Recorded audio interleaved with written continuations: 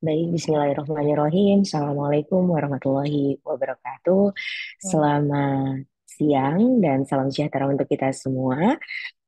Perkenalkan, saya Ula Hanifah selaku host pada acara Seminar Edukasi Kesehatan Awam tiap bulan untuk masyarakat Indonesia di luar negeri.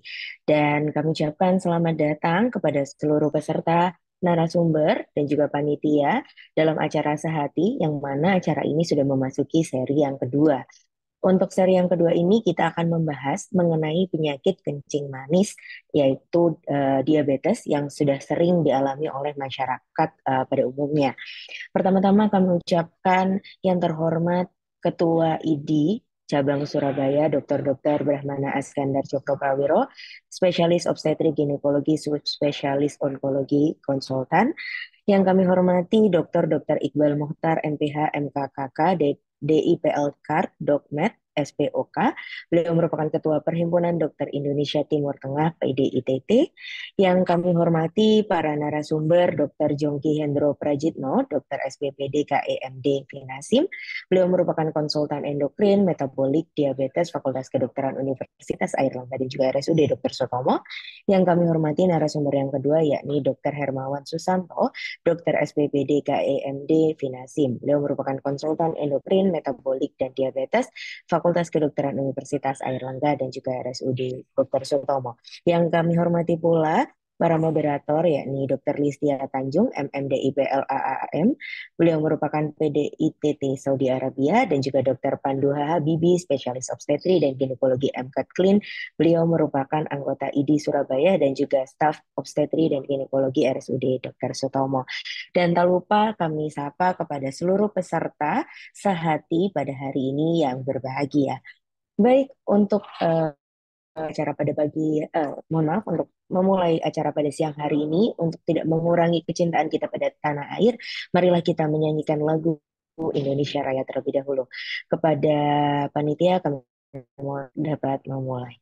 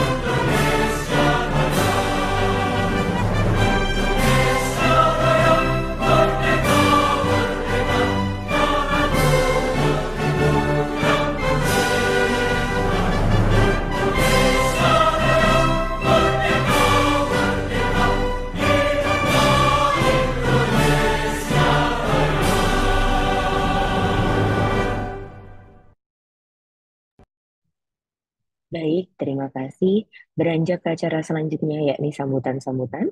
Sambutan yang pertama akan disampaikan oleh Ketua ID Cabang Surabaya kepada yang kami hormati Dr. Brahmana Askandar, Cokro Prawiro, Spesialis Obstetri, Ginekologi, Subspesialis Onkologi Konsultan. Kami persilakan. Assalamualaikum warahmatullahi wabarakatuh. Selamat siang. Mohon maaf, saya sedang mobile begitu ya. Tetapi karena ada Dokter Iqbal, saya harus stop di sini ya. Saya harus ini ya. Nah, yang saya hormati di sini tampak Dokter Iqbal di Qatar ya, di Qatar Dokter Iqbal. Kemudian Dokter Listia Tanjung di Timur Tengah juga ya dok, Timur Tengah ya. Oke, kemudian Dokter Pandu di Surabaya Barat, Dokter Yongki di Surabaya Selatan, Dokter Hermawan di Surabaya Tengah, mungkin saya di Surabaya Timur, Dokter Linda mungkin di Surabaya Tengah, Dokter Ula, ya. Kemudian juga para audiens, sejawat-sejawat, sahabat-sahabat, saya memanggilnya sahabat aja. Saya lihat tadi sudah ada yang absen dari Saint Petersburg, Rusia, begitu ya, wah, luar biasa ini ya. Jadi sebetulnya kalau kita mau merenung ini ya, 5-6 tahun lalu kita tidak terbiasa di dalam satu layar dari berbagai lokasi ya. Tapi COVID mengajarkan kita, yaitu salah satu hikmah COVID. COVID mengajar kita semua terbiasa menjadi online begitu ya. Nah, topik siang hari ini penting karena diabetes mellitus. Karena problem kesehatan kita ketahui selalu jantung, otak, kanker. Jantung, otak, kanker. Begitu ya. Nah, jantung terkait juga dengan diabetes ya. Otak terkait juga mungkin sebagian dengan diabetes ya.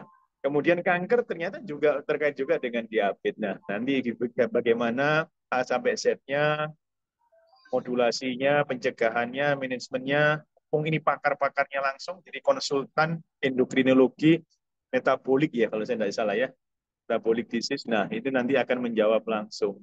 Dan tidak panjang lebar, waktunya pendek, kita menambah wawasan sebanyak-banyaknya siang hari ini. Sekali lagi terima kasih banyak juga untuk kepada tim yang mempersiapkan luar biasa, Dokter Pandu, Dokter Linda, Mbak Ula, kemudian Mbak Eki, Mas Alan. Terima kasih banyak. Demikian dari saya, salam hormat saya, semangat selalu. Wassalamualaikum warahmatullahi wabarakatuh. Waalaikumsalam warahmatullahi wabarakatuh. Waalaikumsalam warahmatullahi wabarakatuh. Terima kasih kami sampaikan kepada Dokter Brahmana atas sambutannya. Memasuki sambutan yang kedua, yakni sambutan dari Ketua Perhimpunan Dokter Indonesia Timur Tengah (PDITT), kepada yang kami hormati Dr. Iqbal Mokhtar, MPH, MKKK, DIPL Card, Dokmed, spesialis OK. Kepada beliau kami persilahkan. Baik, terima kasih Dr. Ula. Assalamualaikum warahmatullahi wabarakatuh. Selamat siang, salam sejahtera. Salam 24 jam ya buat seluruh teman-teman yang ada yang hadiri acara pada siang hari ini. Pertama-tama terima kasih dan salam hormat untuk Dr. Brahmana Skandar yang merupakan Ketua ID Cabang Surabaya, kemudian Dr. Pandu, kemudian Dr. Ula, Dr. Linda, dan juga dua pembicara yang tentu saja merupakan pakar yang sangat-sangat expert di bidang diabetes ini, ada Dr. Jongki Hendro Prayitno dan Dr. Hermawan Susanto. Terima kasih atas kesempatan yang diberikan kepada kita semua untuk menambah ilmu, menambah wawasan terkait penyakit diabetes. Penyakit diabetes ini kita tahu ini merupakan basis dari banyak penyakit. Tadi Dokter Brahmana sudah menyebutkan bahwa kalau kita berbicara tentang jantung, biasanya ada komponen diabetes, berbicara kanker ada komponen diabetes, berbicara tentang penyakit kanker ada komponen diabetesnya. Dan memang penyakit diabetes ini merupakan salah satu penyakit pembunuh utama di dunia saat ini. Nah, karena itu saya kira pemilihan topik terkait ini merupakan hal yang sangat tepat dan mudah-mudahan nanti kita bisa mendapat banyak informasi, banyak masukan yang akan berharga bagi kita di dalam menata laksana kehidupan kita. Sekali lagi saya ingin mengucapkan terima kasih dan penghargaan yang luar biasa kepada ID Cabang Surabaya, tim yang sangat luar biasa ya, yang ingin mewakafkan ilmunya kepada kita semua untuk mendapatkan tambahan ilmu dan pengetahuan terkait diabetes ini. Kemudian juga terima kasih kepada seluruh pemateri yang telah meluangkan waktunya dan mewakafkan pengetahuannya kepada kita, dan juga kepada semua partisipan yang ada yang datang dari seluruh dunia. Jadi ada dari Rusia, ada dari Taiwan, ada dari Amerika, ada dari Qatar, dan sebagainya. Terima kasih atas kehadirannya. Mudah-mudahan webinar ini akan memberikan manfaat yang besar bagi kita di dalam melanjutkan perjalanan kehidupan kita selanjutnya. Terima kasih. Assalamualaikum warahmatullahi wabarakatuh dan salam 24 jam. Waalaikumsalam Warahmatullahi wabarakatuh. Terima kasih banyak Dokter Iqbal. Saya sangat senang sekali dengan slogannya Salam Sehat 24 jam ya dokter ini. Baik, kalau begitu langsung saja kita masuk ke acara inti, pembahasan topik seminar mengenai penyakit kencing manis atau yang biasa disebut dengan diabetes mellitus. Bagaimanakah faktanya, mitos, dan pencegahannya? Dan langsung saja kita akan serahkan kepada moderator yang luar biasa. Di tengah-tengah kita sudah ada yang dari Arab Saudi ini sepertinya ya dok ya. Kami sapa dulu Dr. Listia Tanjung, MMDIP LAAM. Selamat siang atau sore dok, kalau di sini. pagi waktu Indonesia Oh, Timur. pagi ya dok kalau di sana. Baik. Selamat menjelang siang ya. Oke, Oke, baik, sekarang siap. saya lagi di Indonesia nih. Oh, gitu dok. Siap, siap. Di mana dok? Di Jakarta? Enggak di Atau Banyumas, di Jawa Tengah. oh di Jawa Tengah? Baik, baik. Baik dok. Kalau begitu untuk moderator kita yang kedua, kali kita sapa juga Dokter Pandu Habibie, spesialis obstetri ginekologi MKED Clean. Selamat siang Dokter Pandu. Monggo dokter, Dokter Listia dan Dokter Pandu bisa untuk memandu kegiatan pada sore hari ini. Ya, terima kasih Dokter Ula. Silakan Dokter Listia duluan. Oh, terima kasih Dokter Pandu. Ya, Terima kasih Mbak Dokter Ula Hanifah. Bismillahirrahmanirrahim. Assalamualaikum warahmatullahi wabarakatuh. Waalaikumsalam warahmatullahi Salam wabarakatuh. warahmatullahi wabarakatuh. Selamat pagi waktu Timur Tengah menjelang siang dan selamat siang waktu Indonesia menjelang sore. Perkenalkan nama saya Listia Tanjung dan teman sejawat saya Dr. Pandu spesialis obstetri ginekologi selaku moderator pada acara seminar hari ini. Seminar edukasi tentang dengan topik hari ini yaitu penyakit kencing manis atau diabetes. Yang tentunya bersama dua narasumber kita yang akan kita bahas pada siang hari ini. Izin menyapa terlebih dahulu yang terhormat Ketua ID Cabang Surabaya, Dr. Brahmana Askandar, spesialis obstetri konsultan onkolog. Yang kedua Ketua PDITT, yang saya banggakan Dr. Iqbal Mokhtar, spesialis okupasi terapi ya dok. Dan kepada narasumber kita, Dr. Yongki Hendro Prayitno, spesialis penyakit dalam, konsultan endokrin Vinasim, dan Dr. Hermawan Susanto, spesialis penyakit dalam, konsultan endokrin metabolis Vinasim. Mungkin untuk pemateri yang pertama akan dibawakan oleh Dr. Yongki Hendro Prayitno, spesialis penyakit dalam, dan dilanjutkan oleh Dr. Hermawan Susanto, spesialis penyakit dalam. Sebelumnya, saya izin menyapa dua narasumber kita. Assalamualaikum Dr. Yongki Hendro Prayitno. Waalaikumsalam warahmatullahi wabarakatuh. Salam sehat semuanya. Salam sehat 24 jam dok. Kemudian narasumber yang kedua yaitu Dr. Hermawan Susanto. Selamat siang menjelang sore dokter. Waalaikumsalam, selamat siang. Selamat sehat juga 24 jam. Oh gitu. Mohon maaf ini saya pakai masker karena di rumah sakit supaya tetap sehat nih saya pakai masker. Oh baik dok. Izin membacakan CV dari narasumber kita. Secara singkat CV beliau untuk Dr. Yongki Hendro Prayitno, spesialis penyakit dalam. Beliau adalah dosen pengajar FK Unair dan sekarang di RSUD Dr. Sutomo Surabaya ya dok. Ya, betul. Kemudian jadi wakil ketua, beliau juga menjadi wakil ketua ID cabang Surabaya. Betul. Periode sekarang. Oke. Kemudian untuk CV dari Dr. Hermawan Susanto, beliau dosen pengajar FK Unair, Fakultas Kedokteran Unair, dan bekerja di RSUD Dr. Sutomo Surabaya. Begitu dokter. Iya Terima betul. kasih dokter atas ketersediaannya untuk menjadi narasumber luar biasa.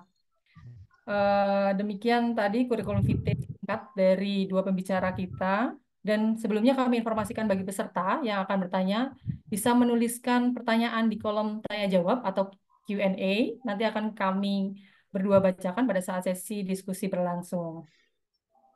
Baik, penyakit kencing manis adalah penyakit yang berkaitan dengan gula darah yang tinggi. Betul ya dokter?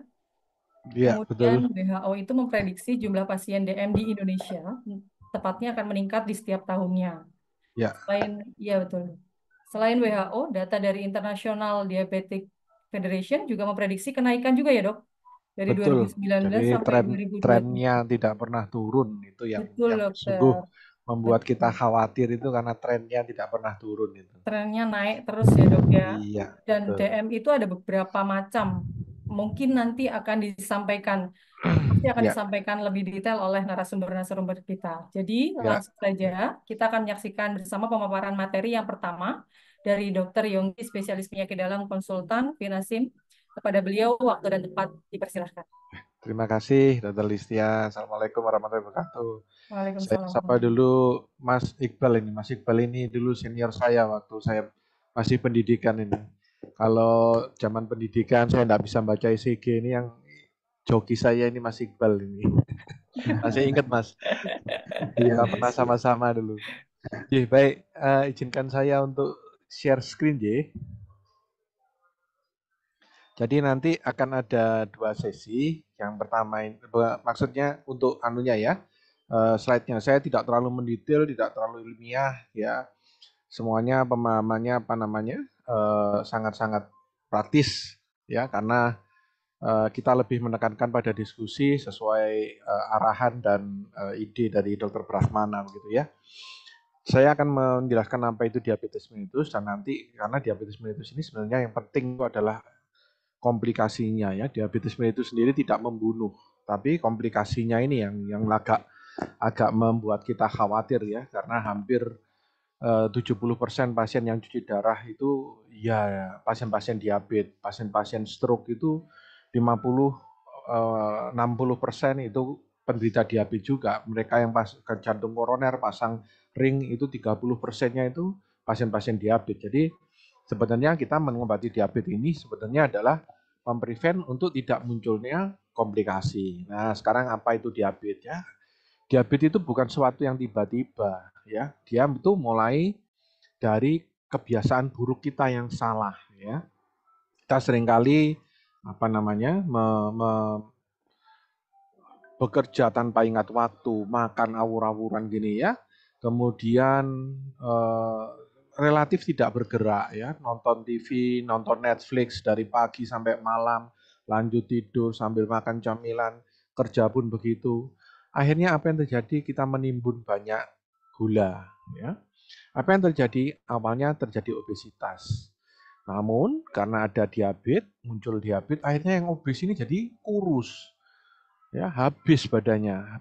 Habis badannya itu tidak kurus sehat, tapi kurus yang tidak sehat begitu ya. Why? Kenapa seperti itu? Ya. Jadi ini, kalau orang normal itu makan masuk ke dalam saluran cerna, maka gulanya ini diproses. Gula ini harus ada di dalam tubuh kita dan itu dibutuhkan. Kenapa? Karena sel-sel kita ini bensinnya itu adalah gula. Dia bisa hidup, dia bisa berkembang biak, kita bisa beraktivitas. Itu karena adanya energi dari gula ini. Nah, kita bisa aktivitas seperti biasa. Tapi pada diabetes itu tidak bisa. Gula banyak tetapi tidak bisa masuk ke dalam sel. Akibatnya apa? Tidak dapat membentuk energi. Orangnya lemes, ngantuan, tambah kurus, produktivitasnya turun di kantor, di pabrik, dimanapun. Kalau yang lain, yang orang-orang yang sehat bisa mengerjakan laporan satu hari itu sampai 10-15 laporan, orang diabetes hanya bisa bikin 6 atau 8 laporan paling banyak mungkin ya. Jadi perbandingannya seperti itu, sehingga produktivitasnya akan turun, sangat-sangat turun. Nah, kenapa bisa begitu? Inilah cara bekerjanya ya. Ini adalah cara bekerja insulin itu bekerja ya. Jadi kita punya hormon yang namanya insulin. Insulin ini dia harus masuk atau berikatan dengan reseptor di dalam sel. Nah, setelah dia berikatan dengan sel, ya, maka dia akan membuka pintu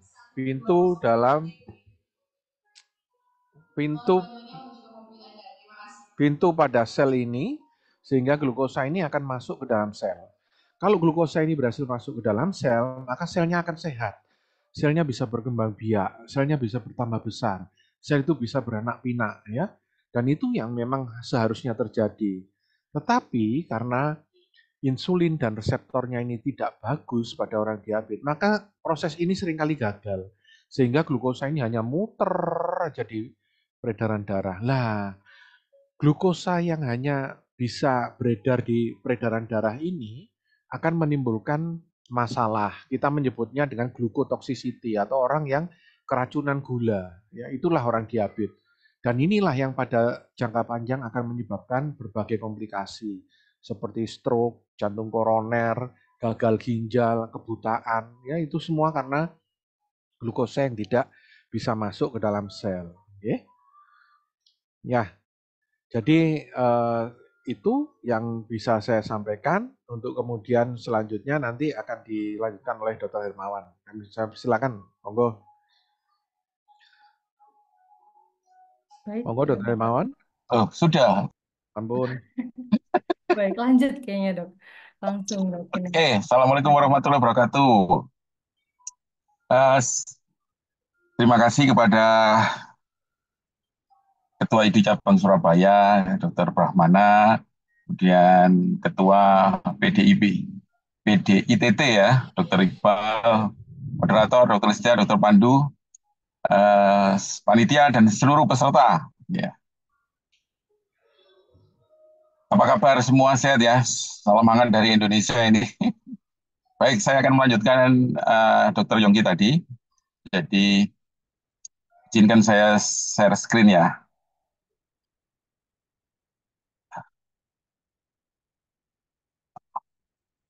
Apakah sudah terlihat ya? Sudah, Dokter Hermawan. Sudah Mas, sudah Mas. Sudah ya? Oke.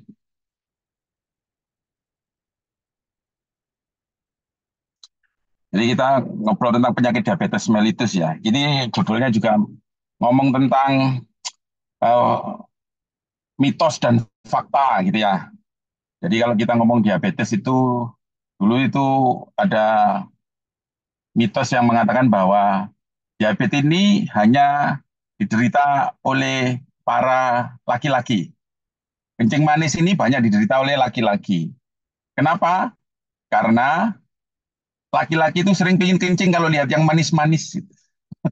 Jadi, nah, itu mitos itu. Tapi faktanya adalah semua bisa terkena ini ya. Ternyata ada anak-anak juga yang bisa terkena. Oke. Kok kaki ya? Oke.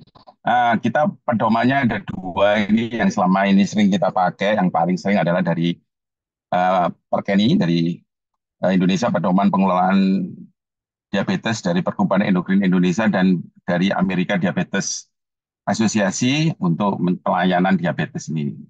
Tadi secara singkat disebutkan Dr. Yongki bahwa diabetes itu adalah kondisi gula yang tinggi yang disebabkan oleh gangguan sekresi insulin, kemudian gangguan kerja insulin atau keduanya. Gitu ya.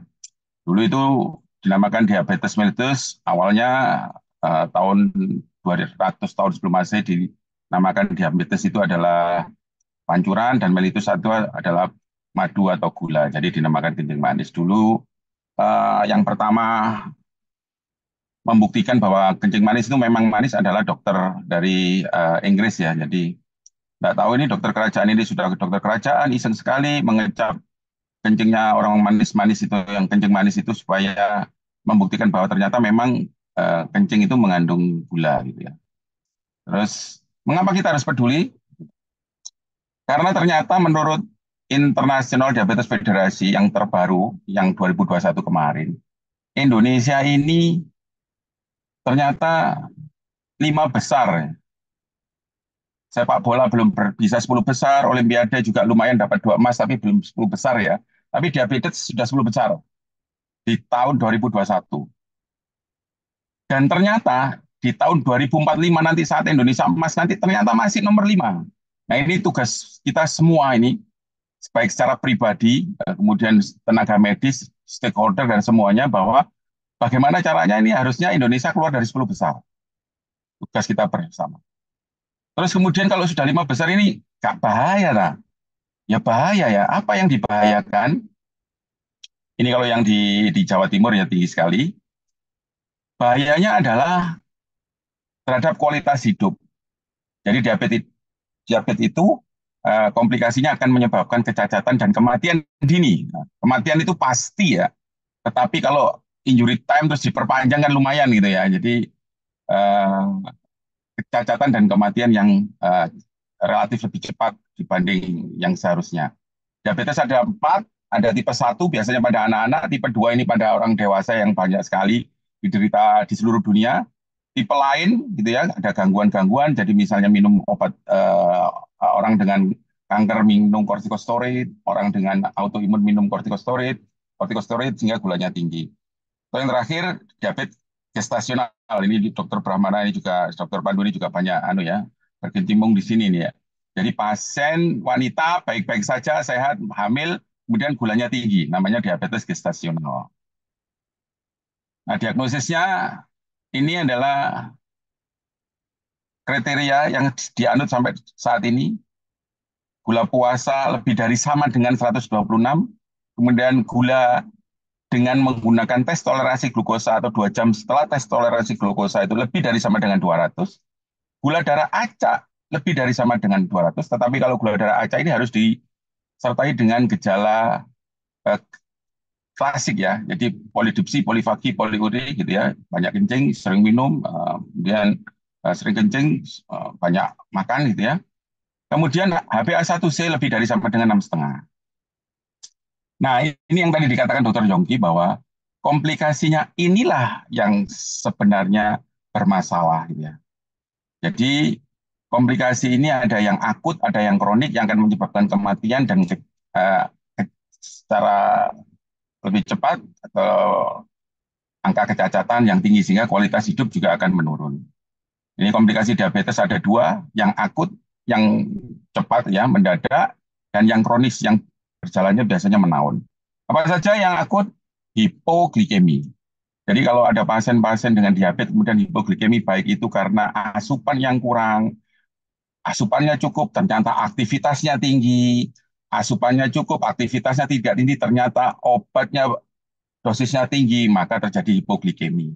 Kalau hipoglikemi yang ringan, maka terapinya gampang ya, makan, minum manis gitu. Tetapi yang berbahaya adalah kalau terjadi koma hipoglikemi.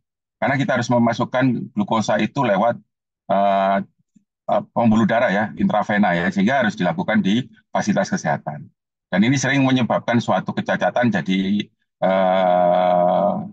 sequela ya, sequela di otak atau cacat di otak gitu, penurunan fungsi otak, atau bahkan sampai kematian. Berikutnya yang hiperglikemi, kalau ada yang ngedrop gulanya, ada yang tinggi sekali gulanya, biasanya ada dua, yaitu KAD, ketoasidosis diabetik, dan HHS, hiperglikemi, hyperosmolar stage ya. Dua-duanya ini hanya bisa ditangani di fasilitas kesehatan. Dua-duanya ini mempunyai angka mortalitas atau kematian yang cukup tinggi. Nah, yang banyak sekali datang ke tempat praktek dokter adalah yang kronis. Yang kronis ini ada dua, yang makroangiopati atau pembuluh darah besar dan mikroangiopati atau pembuluh darah yang lebih kecil. Nah, kita urut. Komplikasi diabetes itu akan eh, bisa terjadi dari ujung rambut sampai ujung kaki. Makrovaskular dan mikrovaskular tadi, yang kronik tadi. Kita urut ya, dari atas stroke. Stroke ini menyebabkan asimetris gitu ya, gangguan ekstremitas dan sebagainya. Waduh, sebentar ini kok anu ya jatuh.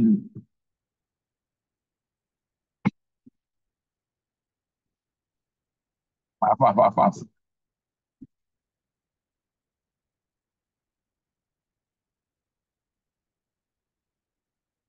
Jadi stroke. Jadi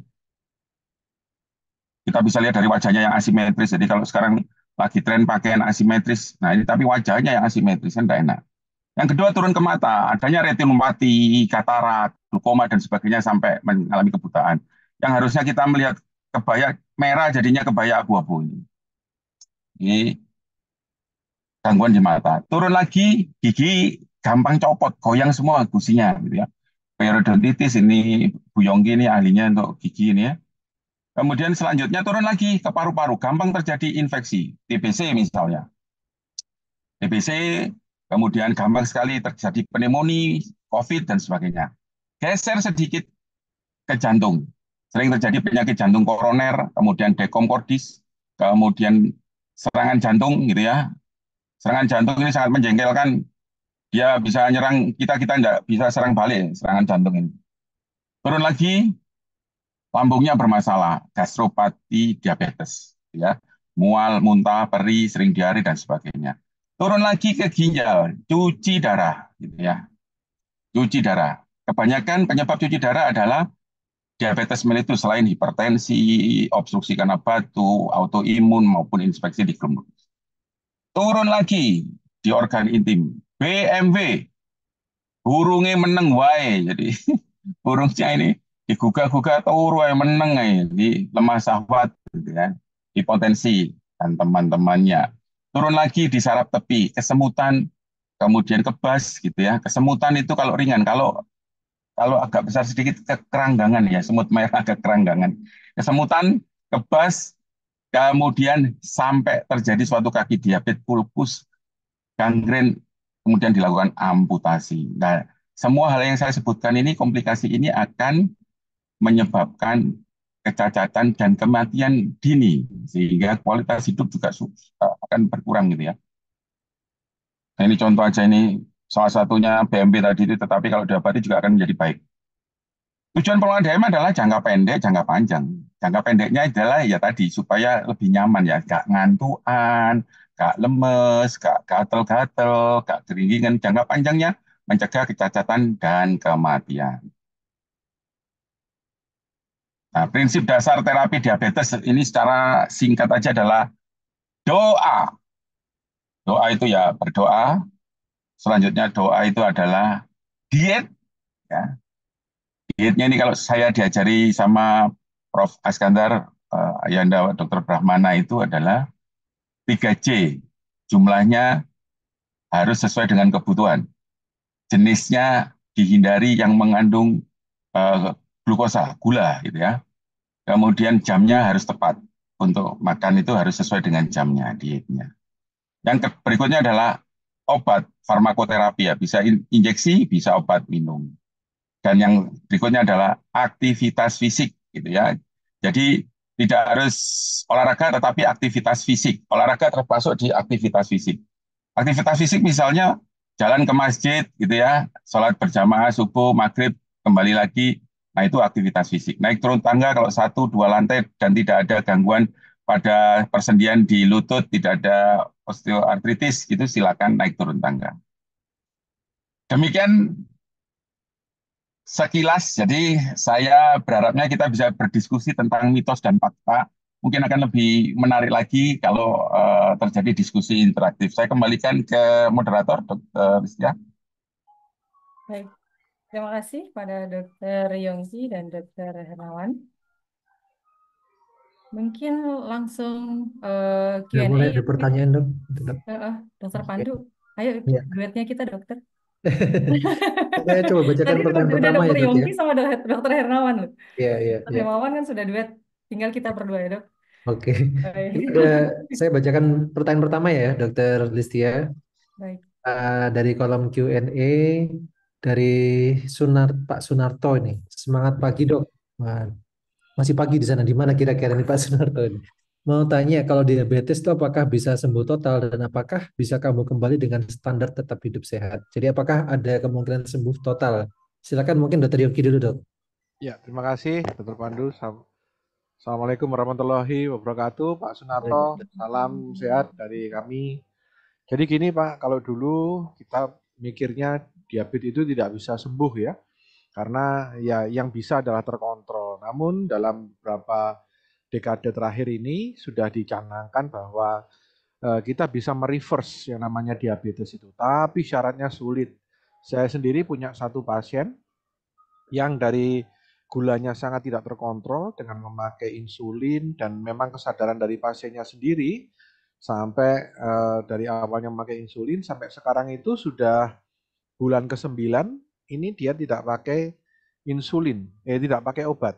Dari awalnya HbA1c 13, sekarang ini HbA1c-nya 5,4 tanpa obat. Tapi usahanya benar-benar membutuhkan effort yang tinggi ya. Dia dari lingkar perut atau ukuran celana 38 sekarang menjadi 34. Berat badannya dari 96 menjadi sekarang ini 68 atau berapa saya lupa. Jadi metaboliknya benar-benar harus di reverse, harus dirubah ya, dari yang membuat, jadi kondisi metabolik seperti slide saya tadi ya, mau kegemukan, kemudian sedentary lifestyle ya, kurang gerak, itu semua harus dirubah sampai pada kondisi di mana fungsi-fungsi tubuh itu berjalan dengan normal begitu ya. Bila itu bisa dicapai, tidak mustahil diabetes itu akan hilang ya, seperti pasien saya tadi 9 bulan tanpa pengobatan, HbA1c-nya masih 5,4. Tapi kalau selama masih belum bisa merubah seperti itu, ya kita kontrol, harus tetap dikontrol dengan obat-obatan, kalau perlu dengan insulin. Begitu Dokter Pandu, terima kasih. Ya, artinya masih ada kemungkinan bisa lepas dari insulin atau obat-obatan ya, Dokter. Ya, tapi effortnya cukup lumayan. Ya. Itu apakah berlaku untuk semua tipe diabetes, Dok? Artinya Oh, kalau misalnya, tipe 1 mboten, enggak bisa kalau tipe ya, 1. Kalau tipe 2 yang timbulnya itu awalnya dari gangguan metabolik atau kita mengenalnya sindroma metabolik itu yang bisa di reverse. Tapi kalau tipe 1 kan tidak begitu ceritanya ya. ya. Jadi untuk yang diabetes mellitus tipe 2, notabene kan memang yang paling banyak yang tipe 2 ya, Dok ya, karena Iya metabolik dok, itu iya bisa dok. bisa kita Oke. kontrol, sedangkan yang tipe 1 ada penyebab lain yang lebih sulit Iya, itu, Dok ya. karena Ya, dia insulin dependent ya, dia sangat tergantung insulin, tidak bisa kalau tidak dipakai insulin. Oke. Ya, ya. Baik, baik. Terima ya. kasih, Dr. Mungkin Yongki. saya bisa nambahkan ya. Jadi Ya, Dr. Silakan, Hermawan. Dok. ya semangat pagi, mau malam, mau sore, pokoknya semangat harus Semangat pagi pagi, gitu ya. benar. 24 jam lagi, Dok. Iya 24 jam gitu ya. Jadi yang dikatakan Dokter Yongki itu apa yang kalau di dalam jurnal dikatakan diabetes remisi gitu ya. Jadi diabetes itu ada yang tidak terkontrol, jadi dia tidak doa dengan baik tadi, dietnya tidak bagus, obatnya tidak bagus, aktivitas fisiknya tidak bagus, itu tidak terkontrol. Ada yang terkontrol, dietnya bagus, obatnya bagus, aktivitas fisiknya bagus. Begitu obatnya dilepas, dia kembali lagi tidak terkontrol. Artinya bahwa eh, obat berperan penting di sini. Dan yang ketiga dinamakan diabetes remisi. Itu apabila tadi dia menjaga makanan dengan baik, dietnya dengan baik, aktivitasnya dengan baik, tanpa obat, gulanya terkontrol dengan baik. Nah ini yang kita harapkan nanti ke depan, bahwa diabetes itu bisa remisi ternyata, dan itu ada ditulis di jurnal-jurnal terbaru, bahwa diabetes remisi gitu ya. Nah, bukan tidak mungkin juga nanti kalau seiring perkembangan ilmu pengetahuan bahwa diabetes tipe 1 dengan stem cell atau apalah nanti teknologi yang sangat berkembang pesat ini kita harapkan bahwa nanti diabetes itu bisa dihilangkan gitu ya, bisa betul-betul bahwa kita ini kayak apa istilahnya Highlander ya, supaya tumbuh terus sel-sel baru dan bukan tidak mungkin itu akan terjadi.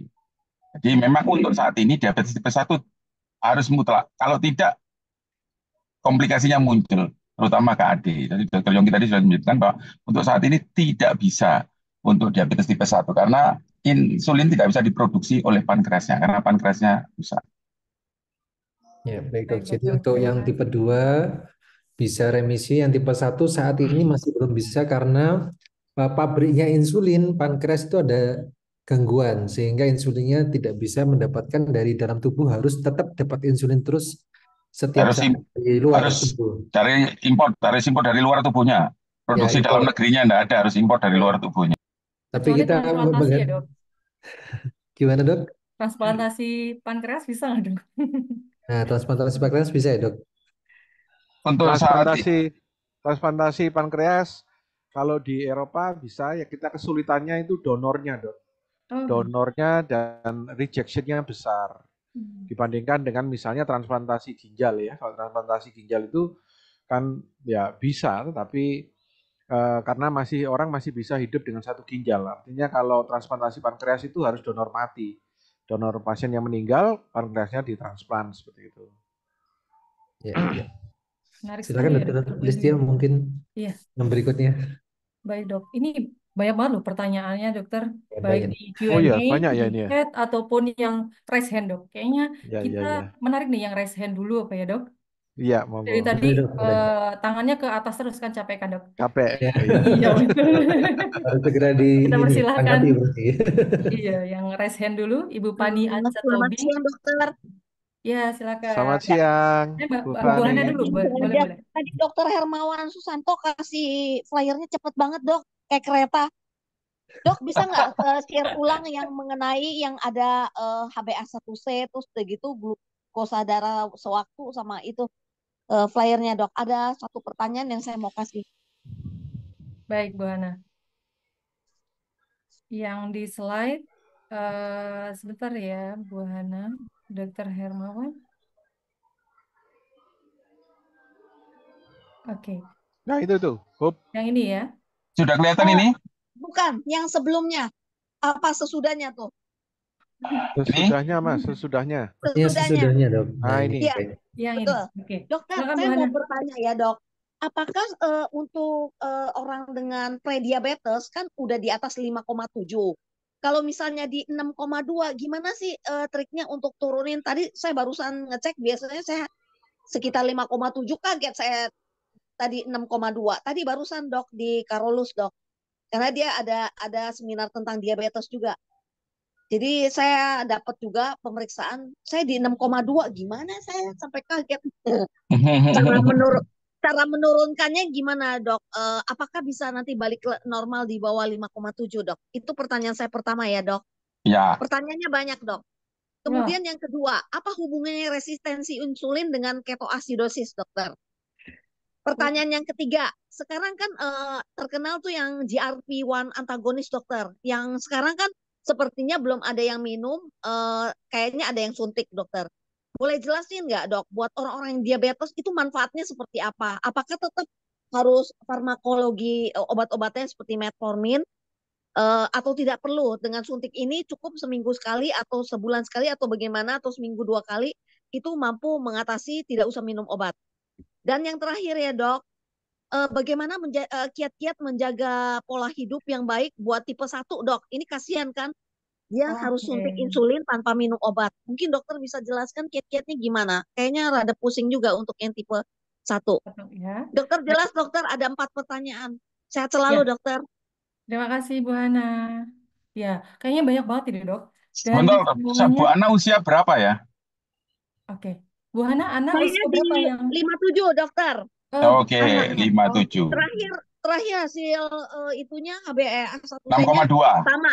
Enggak, 5,7 tadi. 5,7, Tadi dokter. barusan 6,2, saya sempat shock juga nih. Oh, Ya, ya, ya. baik. Ya, Terima jadi kasih gini, Bu Bu. Hana. Ya, Jadi silakan, Dok. untuk masalah diabetes ini baik diagnosis, baik penanganan itu individual ya, gitu ya, individual. Jadi usia juga berperan di sini. Jadi misal gini, kalau ada orang usia 60 tahun, gitu ya, rambutnya putih, normal apa enggak? Normal, gitu ya. Kalau ada orang usia 18 tahun rambutnya putih, enggak normal. Jadi saya bilang begini, pada orang-orang dengan usia yang lebih lanjut, gitu ya, rambut menurun fungsinya menjadi putih, kulit menurun fungsinya menjadi keriput. Yang di dalam juga akan menurun tentunya. Baik, dalam hal ini adalah pankreas, gitu ya. Pankreas akan menurun fungsinya. Jadi ketika ibu usia segitu kemudian masih kriteria prediabetes, gitu ya. Prediabetes ini reversible, jadi bisa fluktuatif. Jadi namanya barang hidup atau kehidupan manusia, sel ini akan fluktuatif terus, gitu ya. Tergantung ketika apa yang dimakan, tergantung kondisi apakah sakit, apakah minum obat yang bisa mempengaruhi gula darah dan sebagainya. Tetapi kalau masih dalam range yang normal ini, kita tidak perlu khawatir. Yang ada adalah kita harus waspada. Jangan sampai kita nyebrang kepada diabetes. Itu prinsipnya. Jadi Ibu awalnya 5,7 tidak akan pernah akan kembali ke 5,7 terus nanti akan fluktuatif. 6,2, 6,1, 3 bulan lagi jadi 5,7 lagi, bahkan kemudian 3 bulan lagi bisa 5,0 gitu ya. Jadi fluktuatif. Artinya kita punya patokan, guideline is guideline. Kita punya patokan bahwa jangan sampai loh lebih dari 6,5 nanti akan masuk ke dalam diabetes, dan kalau sudah masuk ke diabetes maka manajemennya akan beda. Untuk reversible akan lebih sulit. Itu yang pertama ya, Bu. Ya, yang pertama. Yang kedua tadi masalah apa hubungannya insulin. KAD, Resistensi insulin, dokter, insulin. dengan ketoasidosis. ya, KAD, ketoasidosis dan insulin gitu ya. Jadi gini, kita cerita singkat gini ya, kita singkat dulu ya. Pada orang diabetes, awalnya yang terjadi adalah resistensi insulin. Resistensi insulin. Apa yang terjadi? Kita bayangkan ada sebuah jalan raya, di kanan kirinya ada rumah. Pemerintah pusat sudah ngirim bantuan beras gitu ya, ke pembuluh darah, ke jalan raya itu, untuk disebarkan ke rumah-rumah itu. Jadi kita ngomong di daerah bencana gitu ya, ada jalan raya, pemerintah sudah kirim beras untuk dimasukkan ke rumah di samping pembuluh darah itu. Tetapi kuncinya tidak ada, atau kuncinya tidak bisa bekerja, yang dinamakan resistensi insulin. Untuk memasukkan beras ke dalam rumah itu, kuncinya tidak ada, atau kuncinya rusak. Nah, orang di dalam rumah itu, sel kita akan berteriak-teriak, hai pemerintah pusat, hai badan, hai otak, aku belum dapat gula. Nah, pemerintah pusat akan berpikir, loh, sudah dikirim beras bantuan kok masih belum masuk ke sel, berarti kurang. Maka dibongkarlah cadangan yang dinamakan trigliserida atau cadangan adipose itu dibongkar, lipolisis untuk menyediakan gula. Padahal sebetulnya gulanya itu cukup, berasnya itu cukup, hanya kuncinya insulinnya yang tidak ada. Ya. Atau gemboknya rusak, harusnya diperbaiki gemboknya, kuncinya, sehingga beras bisa masuk, gula bisa masuk. Nah, karena lipolisis inilah kemudian lipolisis menjadi asetil-CoA. Asetil-CoA itu harusnya di breakdown masuk ke dalam siklus Krebs untuk menjadi ATP atau energi. Karena banyaknya asetil-CoA yang diproduksi dari lemak yang dipecah tadi, dia sunting, dia cari jalan lain. Karena penuh untuk masuk ke siklus Krebs di dalam sel. Jalan lain inilah kemudian dia dirubah menjadi badan keton atau keton body. Nah, keton body ini bersifat asam, makanya namanya keton body ini ketoasidosis yang bersifat asam dikarenakan hiperglikemi atau diabetes. Ketoasidosis diabetes yang diawali dengan resistensi insulin tadi itu. Maka terapi KAD selain rehidrasi adalah pemberian insulin atau regulasi gula darah supaya gulanya bisa masuk ke dalam sel untuk dibakar menjadi energi. Ya, gitu ya Bu Ana ya. Iya, jelas dokter. Ya, Jadi jelas ya. timbul diabetes mellitus menyebabkan resistensi, baru terjadi ketoasidosis. Jadi harus Betul, diberikan insulin. Begitu ya dokter? betul. Terima Karena kasih. adanya resistensi tadi itu. Insulin itu penolong utama untuk memasukkan gula ke dalam sel. Betul. Oke, Yang lanjut ketiga yang adalah ketiga dokter, Iya. yang ya mengenai SGLT2 GRP, atau GRP1 GLP, antagonis. ya GLP-1 reseptor GLP-1 agonis. antagonis ya. GLP-1 reseptor agonis ini golongannya tight itu ya, semaglutide, duraglutide, tapi yang terkenal sekarang semaglutide gitu ya. Di mana dikatakan di situ bahwa dia bisa mengendalikan gula dengan meningkatkan namanya hormon inkretin, insulin sekretin intestin. Jadi inkretin ini akan bekerja dua di sel beta, sel alfa. Kalau di sel beta dia meningkatkan pembentukan insulin. Kalau kemudian sel alfa dia akan menekan glukagon sehingga gula akan menurun. Kemudian dia bekerja di otak untuk memberikan rasa nyaman sehingga tidak gampang lapar. Kemudian dia di lambung akan memperlambat pengosongan lambung. Kemudian dia bekerja di sel untuk mengaktif dari memperbaiki resistensi insulin dan sebagainya. Nah, kalau ditanyakan, apakah kalau saya pakai golongan GLP-1 reseptor agonis saya harus tetap menggunakan metformin? Kembali lagi, pengobatan diabetes adalah individual. Kita harus mencari penyebabnya. Ada 14 penyebab defek dari tubuh kita yang menyebabkan diabetes. Ada yang karena resistensi insulinnya lebih dominan, ada yang pankreasnya terjadi kematian atau pingsan atau gagal memproduksi, ada yang penyebabnya infeksi, kontrol hormon kontra insulinnya naik, macam-macam. Ya. Ada yang gangguan di ginjalnya dan sebagainya. Sehingga kita harus melihat masing-masing pasien itu. Nah, apakah perlu diperlukan metformin? Bisa jadi masih diperlukan metformin. Apakah bisa ditambahkan insulin? Bisa jadi, gitu ya. Tetapi kalau GLP-1 reseptor agonis itu tidak rasional kalau digunakan dengan golongan DPP-4 inhibitor, gitu ya. Karena dua-duanya adalah sama-sama incretin based therapy. Yang satu GLP-1 reseptor agonis itu juga akan sebagai incretin mimetic, sedangkan DPP-4 inhibitor adalah sebagai incretin enhancer. Jadi dia tidak menghancurkan inkretrin. Jadi dia mencegah DPP4 ini untuk menghancurkan inkretin. Sehingga inkretinnya tinggi terus. Sehingga dia bisa bekerja dengan baik. Nah, Baik. apapun obatnya, apapun kombinasinya, diet dan aktivitas fisik memegang peranan yang paling penting juga. Ya. Pakai GLP-1 reseptor agonis, tapi tiap hari minum sirup tetap tinggi gulanya. Ya, dietnya juga harus itu ya, Dok. Betul, doa itu tadi harus seimbang itu diet, obat, sama aktivitas fisik. Dan yang terakhir, Ini berarti menjawab bagaimana makanannya, untuk Dok. kiat-kiat untuk diabetes tipe 1, yang paling penting adalah, ini juga diabetes tipe 1 dan tipe yang lain. Selain dietnya tadi, kemudian aktivitas fisiknya tadi, obatnya harus diberikan monitoring. Dr. Yongki selalu mengingatkan, monitoring. Self-monitoring blood glucose penting.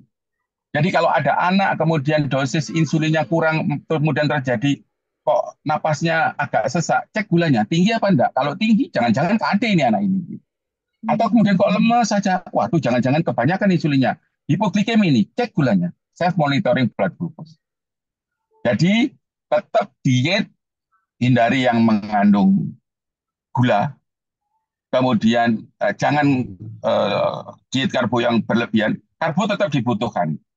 Isi piringku harus seimbang, tetapi tidak boleh dihilangkan juga gitu ya. Tapi jangan berlebihan, sesuai dengan kebutuhan kalorinya. Jadi mungkin itu ya, Dokter Hana ya. Dokter. Ya. Sudah jelas ya? Ya, terima kasih dokter, jelas banget. Sehat selalu dokter semuanya ke depan. Amin. Ya, mungkin ada tambahan dari Dokter Yongki tentang ya sedikit mengenai pertanyaan terakhir tadi mengenai bagaimana kalau tipe 1 ya, kasihan kan dia nyuntik terus itu. Itu kalau di Indonesia ya, kalau di luar mereka sudah pakai continuous blood glucose pump. Betul, Dok. Ya, jadi kalau sudah terpasang itu ya sudah, nanti cuma seminggu sekali aja dia ganti sensornya, dia ganti pumpnya, dan dia sudah otomatis begitu. Itu semua bisa disetting. Kalau nanti gulanya keluar di atas sekian, pumpnya keluar, ya, terus dia ada alarmnya kalau itu terlalu rendah, dan semua itu tercatat dalam berupa grafik, sehingga kalau kontrol ke dokter, dia hanya menyerahkan SD card aja, dokternya tinggal lihat grafiknya di monitor, di komputer ya. Tapi sayangnya itu belum masuk di Indonesia karena memang mahal ya. Kalau di sana pun hanya beberapa insurance tertentu yang bisa mengcover untuk pemakaian continuous blood glucose dan pump ini. Baik, Dokter Yongki. Mungkin itu. Baik, Dokter Yongki, Dokter Hermawan. Berarti kalau tipe 1, DM tipe 1 itu penyebabnya apa ya, Dok, yang paling banyak?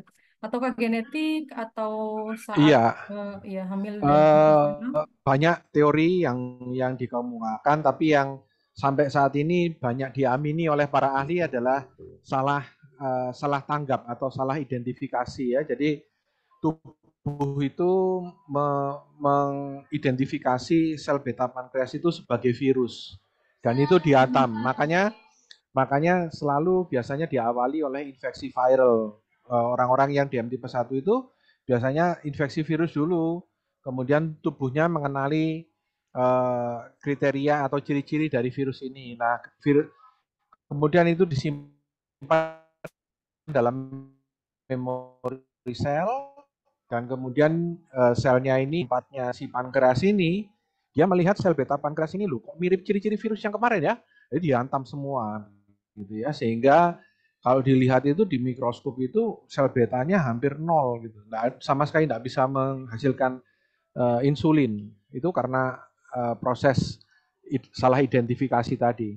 Biasanya autoimun ya, karena makanya seringkali pada usia muda atau anak kecil, karena memang sistem imun mereka belum cerdas, masih dalam masa pendidikan, tidak pernah atau jarang sekali pada orang dewasa begitu. BPJS. kayaknya, Dok. Ya. Baik, terima kasih Dokter Yongki, Dokter Hermawan, monggo Dokter Pandu. Ya, kita lanjutkan ya Dokter Listia, nih ada yang resen, ada Q&A juga banyak 14, jadi biar semuanya rata kita ke Q&A dulu, nanti kalau misalnya ada resen lagi kita beri tanggapan. Ini dari yang Q&A ada mungkin 2 pertanyaan yang bisa dijadikan satu sekaligus, dari Bu Nur Kasana dan Bu Agnes Ovani mengenai mengenai intermittent fasting dan exercise jalan kaki. Jadi pertanyaan pertama, apakah dengan jalan kaki sesering mungkin dapat menurunkan gula darah? Kemudian pertanyaan kedua, bagaimana signifikan intermittent fasting untuk menurunkan gula darah dan apakah intermittent fasting dapat memicu migrain, reflux acid pada lambung atau reaktif hipoglikemik 2-4 jam setelah berbuka puasa? Silakan mungkin Dr. Yongki dulu ya. Baik, terima kasih. Ini lagi tren ya, intermittent fasting ya. Saya awalnya juga berpikir, wah intermittent fasting ini cocok ya, misalnya diterapkan karena ya orang karena banyak apa namanya studi yang mengatakan kalau intermittent fasting itu sudah terbukti bahwa dia meningkatkan proses autofagi. Kita tahu autofagi itu adalah proses dari dalam tubuh untuk memperbaiki sel-sel kita yang rusak. Tapi secara in general terkait dengan kontrol gula darah, ternyata jurnal-jurnal mengatakan tidak banyak bedanya antara yang diet biasa dengan diet intermittent. Artinya untuk pasien diabetes mungkin tidak begitu baik atau tidak begitu bagus dalam pengendalian glukosa darah. Kalau untuk pencegahan untuk timbul diabetes mungkin iya. Tapi kalau untuk pasien diabetes sendiri, dari jurnal-jurnal penelitian mengatakan tidak begitu signifikan bedanya. Mungkin karena seperti kita tahu bahwa pada pasien diabetes itu jangankan makan sedikit ya, tidak makan pun orang diabetes itu gulanya tinggi karena proses gluconeogenesis ya. Jadi orang diabetes itu badannya itu membuat gula yang tidak bisa dimanfaatkan. Kita semua ini kalau tidak makan itu badan otomatis akan membuat gula untuk energi. Buktinya kita bisa puasa sampai puasa Ramadan itu ya dari subuh sampai maghrib itu tidak makan itu pun kita masih bisa melakukan aktivitas karena tubuh kita membuat energi sendiri. Nah itulah sehingga kalau pasien diabetes itu tidak makan pun gulanya akan tinggi dan itu yang harus diregulasi dengan obat-obatan begitu ya. Jadi walaupun intermittent fasting itu mengurangi makan ya, tapi seringkali mungkin tidak efektif pada kondisi bukan postprandial glukosanya, tetapi pada fasting glukosanya ya, karena gula darah puasanya. Mungkin itu kuncinya ya, tapi mungkin masih perlu banyak pembuktian dengan penelitian-penelitian lebih lanjut. Penelitian untuk diet begini ini agak sulit studinya karena ya itu tadi variabelnya banyak ya di rumah itu. Beda makanan, beda asupan glukosa. Yang benar itu ya orangnya dimasukkan camp, dikasih seperti tentara begitu ya, enak ya, makannya sama semua, terus kemudian jam makannya semua, itu semua akan lebih menjelaskan mengenai fenomenanya. Tapi karena untuk di real population itu agak sulit studi-studinya. Mungkin dari saya itu, monggo Dr. Hermawan barangkali. Ya, Dr. Hermawan ada tambahan dok terkait intermittent fasting, apakah direkomendasikan? Iya, sebetulnya begini, kembali lagi bahwa tetap individual gitu loh, tetap individual. Jadi intermittent fasting nanti bukannya pakai gula, es cendol gula ya tetap tinggi juga gitu. Jadi yang penting itu adalah menghitung kebutuhan kalorinya gitu ya, disesuaikan, kemudian menghindari glukosa yang dimasukkan secara langsung itu. Baik. Jadi kesimpulannya intermittent fasting tetap perlu penyesuaian dari masing-masing individu kondisinya. Ya, individual juga betul. Tailor-made. Betul, tailor-made. Terkait jalan kaki, apakah secara umum exercise itu baik dok? Semakin sering jalan kaki semakin bagus untuk diabetes, atau ada beberapa misalnya exercise tertentu itu malah tidak disarankan dok untuk penyakit? Ya. Jadi di guideline dikatakan bahwa pada pasien diabetes itu ya, untuk exercise di mana olahraga termasuk di situ gitu ya, itu maksimal itu 30 menit. Dan seminggu maksimal 5 kali. Jadi 150 menit per minggu. Itu sudah dihitung gitu ya. Kalau berlebihan itu ditakutkan adanya justru munculnya ROS, reaktif oksigen spesies, yang justru akan mengganggu kerja dari jantung. Jadi, dan olahraga yang disarankan adalah berjalan, bersepeda, dan berenang. Dan satu lagi, olahraga atau aktivitas fisik harus terukur dan sesuai umur. Ada pasien yang datang pada orang kakek-kakek umur 80 tahun gitu datang, "Dok, saya boleh olahraga?" Boleh. Olahraga apa, Pak? Futsal. Ya jangan, Pak. Tidak terukur, tidak sesuai umur. Ya jalan aja. Masa 80 tahun futsal, nanti malah patah tulang nanti kan gitu. Harus terukur sesuai umur. Bebannya tinggi ya. Nah, Iya, iya. ya tadi patokannya 30 menit seminggu 5 kali. 30 menit itu boleh satu waktu, Dok? Atau dibagi misalnya 15 menit atau bagaimana? Boleh ada satu waktu. Tapi high Jadi, intensity interval training. ya, jadi boleh, Boleh dok, ya nggak boleh 1 boleh. menit kali 30 kali, nggak boleh. Terlalu singkat itu. Baik, baik. Jadi direkomendasikan tadi ada jalan, bersepeda, dan berenang. Baik, Ya, jogging lah, Dok. Jogging, lari ringan gitu ya. Jogging, jalan, jogging gitu. baik, Dok. Olahraga catur nggak terlalu disarankan ya? Ya, saya tiap hari golf, Dok. Kecuali, kalau saya itu olahraga golf setiap hari, kecuali listrik mati atau baterai handphone habis. Oh, hubungannya apa, Dok? Golf di handphone. Oh, iya, iya, iya. Ya. Siap, Dok. Baik, Oke, ya, Golfnya Dokter Istian, Nintendo. masih banyak pertanyaan kita. Kita bisa lanjut, Dok. Masih banyak oke, pertanyaan. oke. Lanjut dok, Kan, ternyata Istian. banyak banget yang ngefans dokter Yongki sama dokter Hermawan nih. Pengen tahu kan DM itu seperti apa gitu di kehidupan sehari. Jadi ada dua pertanyaan yang agak mirip nih. Yang di masyarakat juga kita sering dengar ya dok tentang gula basah dan gula kering gitu. Nah itu bagaimana? Diabetes Kemudian yang basah, diabetes kering ya. Begini. betul, oh iya, diabetes basah dan diabetes kering. Lah di sini beliau menanyakan Bapak Abu Syamil, apakah ada gula darah kering, penyakit DM kering, boleh dibekam atau tidak? Kemudian berikutnya Ibu Siti Zubaidah juga hampir sama dok, gula darah kering, apakah itu keturunan? Karena pasien saya perempuan, dulunya ayah pasien tersebut mengidap diabetes. Oh, bisa dari ayah, kemudian ke anak perempuan, ataupun dari eh, ibu ke anak laki-laki. Terima kasih dok. Silakan dokter Yongki terlebih dahulu. Ya, itu memang banyak ya istilah diabetes basah, diabetes kering, apa itu ya. Itu istilah awan, tapi tidak ada satupun di textbook yang menyatakan demikian ya. Karena nanti kalau ada diabetes basah, kering, ada yang nyemek-nyemek nanti ya. Seperti seperti mie, ada mie Kueteo. basah, mie kering, kue tiaw basah, kue tiaw kering, kue tiaw nyemek-nyemek gitu, enggak ada ya. Enggak ada, yang ada ya tadi penggolongannya seperti yang dikemukakan oleh Dr. Hermawan tadi. DM tipe 1, tipe 2, gestasional ya, atau DM tipe lain misalnya karena pengaruh obat-obatan begitu. Itu yang disepakati bersama ya. Itu hanya istilah masyarakat aja. Sepertinya timbul karena ada kalau berdasarkan luka ya, luka. Kalau yang satu cepat kering, yang satu kalau luka itu apa namanya berair atau nyenyek begitu ya, bernanah begitu ya. Itu saya kira tipe diabetesnya tetap aja, cuman tipe lukanya yang beda ya. Jadi tidak ada penggolongan itu. Kalau masalah genetik ya memang ada. Sampai saat ini teridentifikasi ada, kalau tidak salah, saya tidak salah ada 7 gen yang berperan pada DM, pada diabetes, dan itu memang ada peran genetiknya. Tapi sekali lagi, walaupun ada peran genetik, tetap dia harus berinteraksi dengan environment ya. Jadi seorang yang dengan kelainan genetik kemudian dia menyadari bahwa dia ada membawa keturunan, membawa faktor risiko diabetes, kemudian dia hidup sehat, mungkin sampai usia 40-50 dia tidak manifest diabetesnya.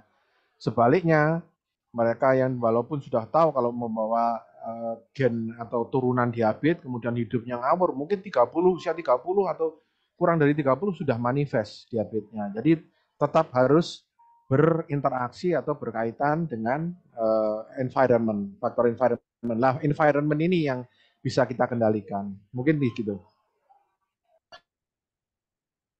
Baik dok. Untuk ada tambahan dari dokter Hermawan?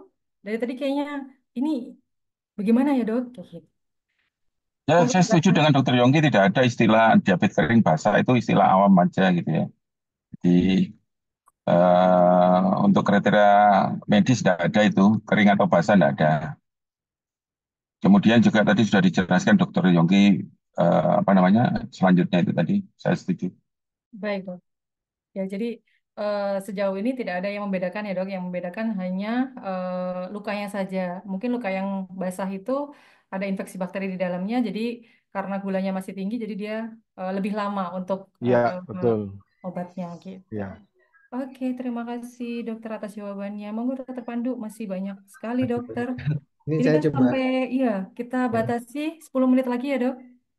Bagaimana dok? ada waktu masih banyak. Monggo, saya ikut aja. Ya. Oh baik Jadi dok, ini dok baik. saya membacakan yang masih berhubungan ya terkait diet dok. Jadi ada yang menanyakan bagaimana konsumsi buah pada pasien diabetes yang pertama dok. Kemudian yang kedua untuk pasien diabetes apakah misalnya makan nasi putih itu harus dibatasi kemudian diganti dengan beras merah atau misalnya semacam dikukus dengan bambu atau misalnya ada juga yang rice cooker yang katanya lebih low sugar itu apakah ada pengaruhnya? Terus juga apakah gula yang dari pabrik, gula refinery itu lebih tidak bagus dibandingkan gula yang alami misalnya gula tebu?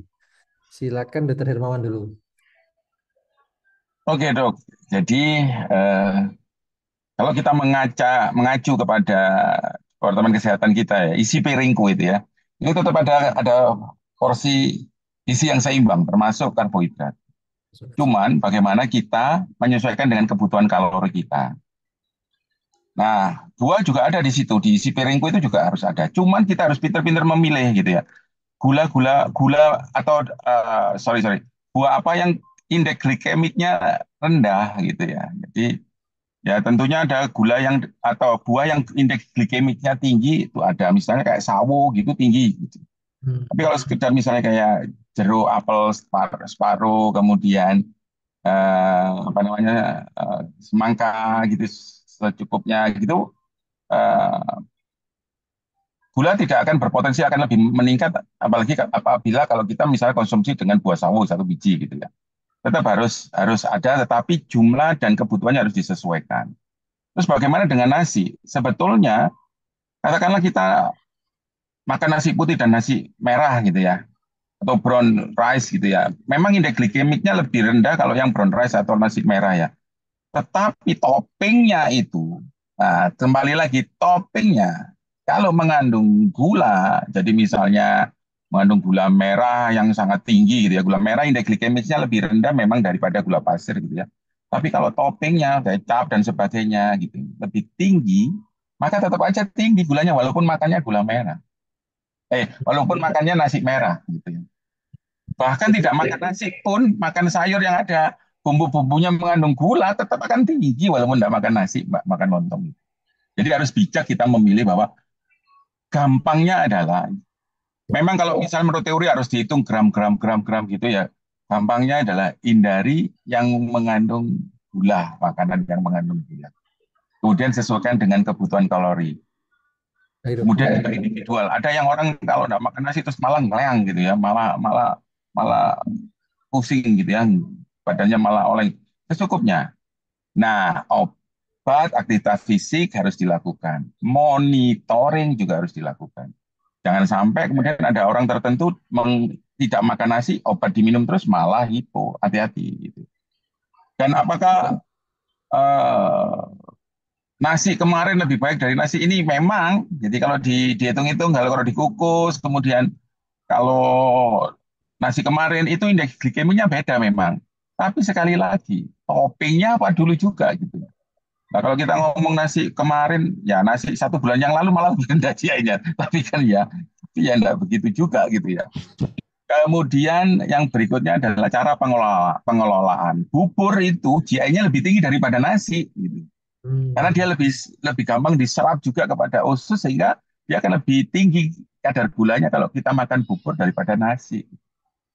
Ya. Jadi monggo silakan sesuai individual lagi.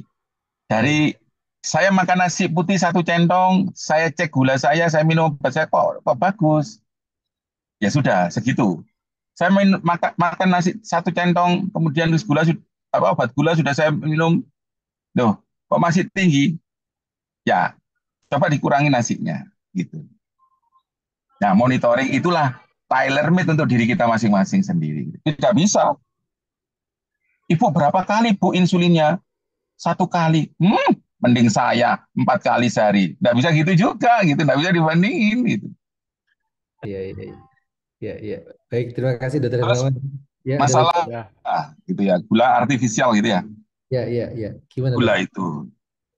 Nah, selama ini memang masih kontroversi, banyak kontroversi ya, penelitian bisa menyebabkan yang mengandung aspartam dan sebagainya.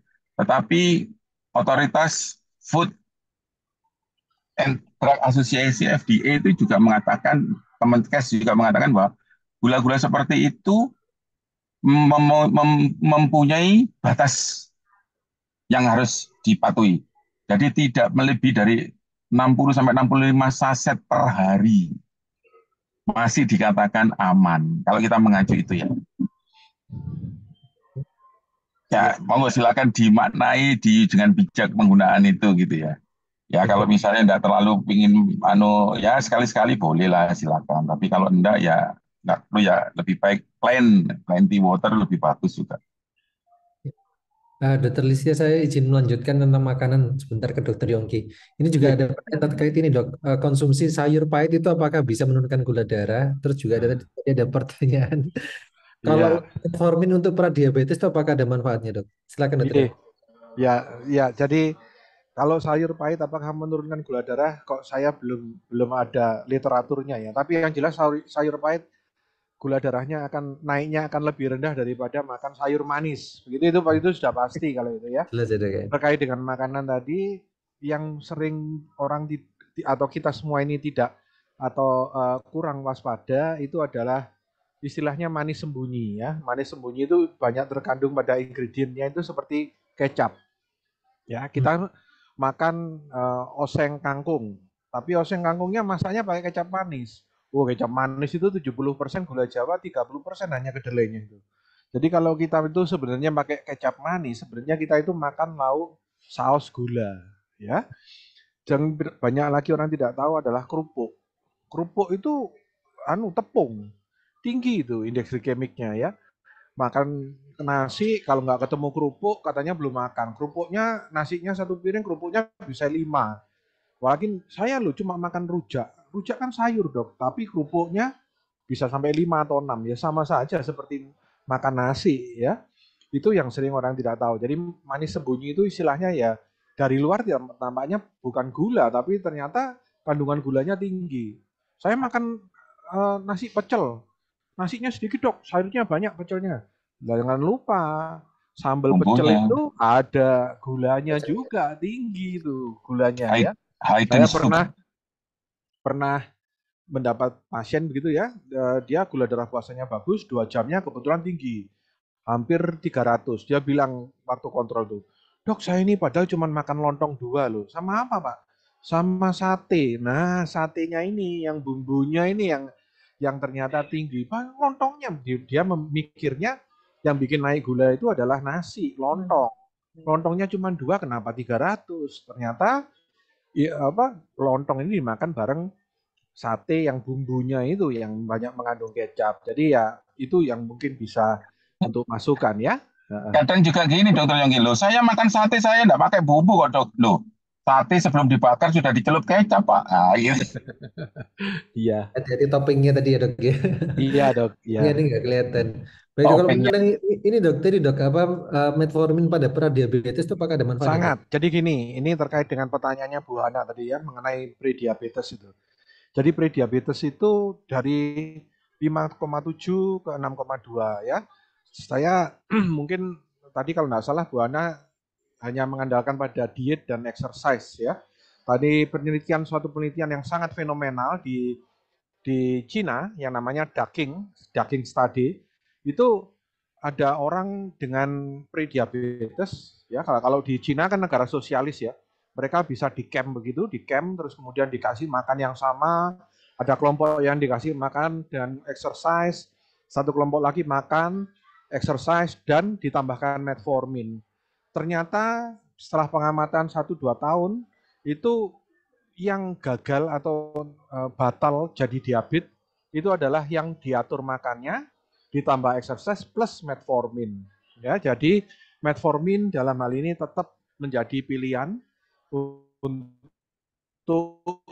mereka yang dengan prediabetes, karena pada prediabetes itu sudah mulai ada defect pada reseptor insulin yang itu tidak bisa disembuhkan hanya dengan mengatur makan dan exercise ya, perlu temannya metformin ada. Jadi kalau untuk prediabetes metformin masih menjadi pilihan utama ya.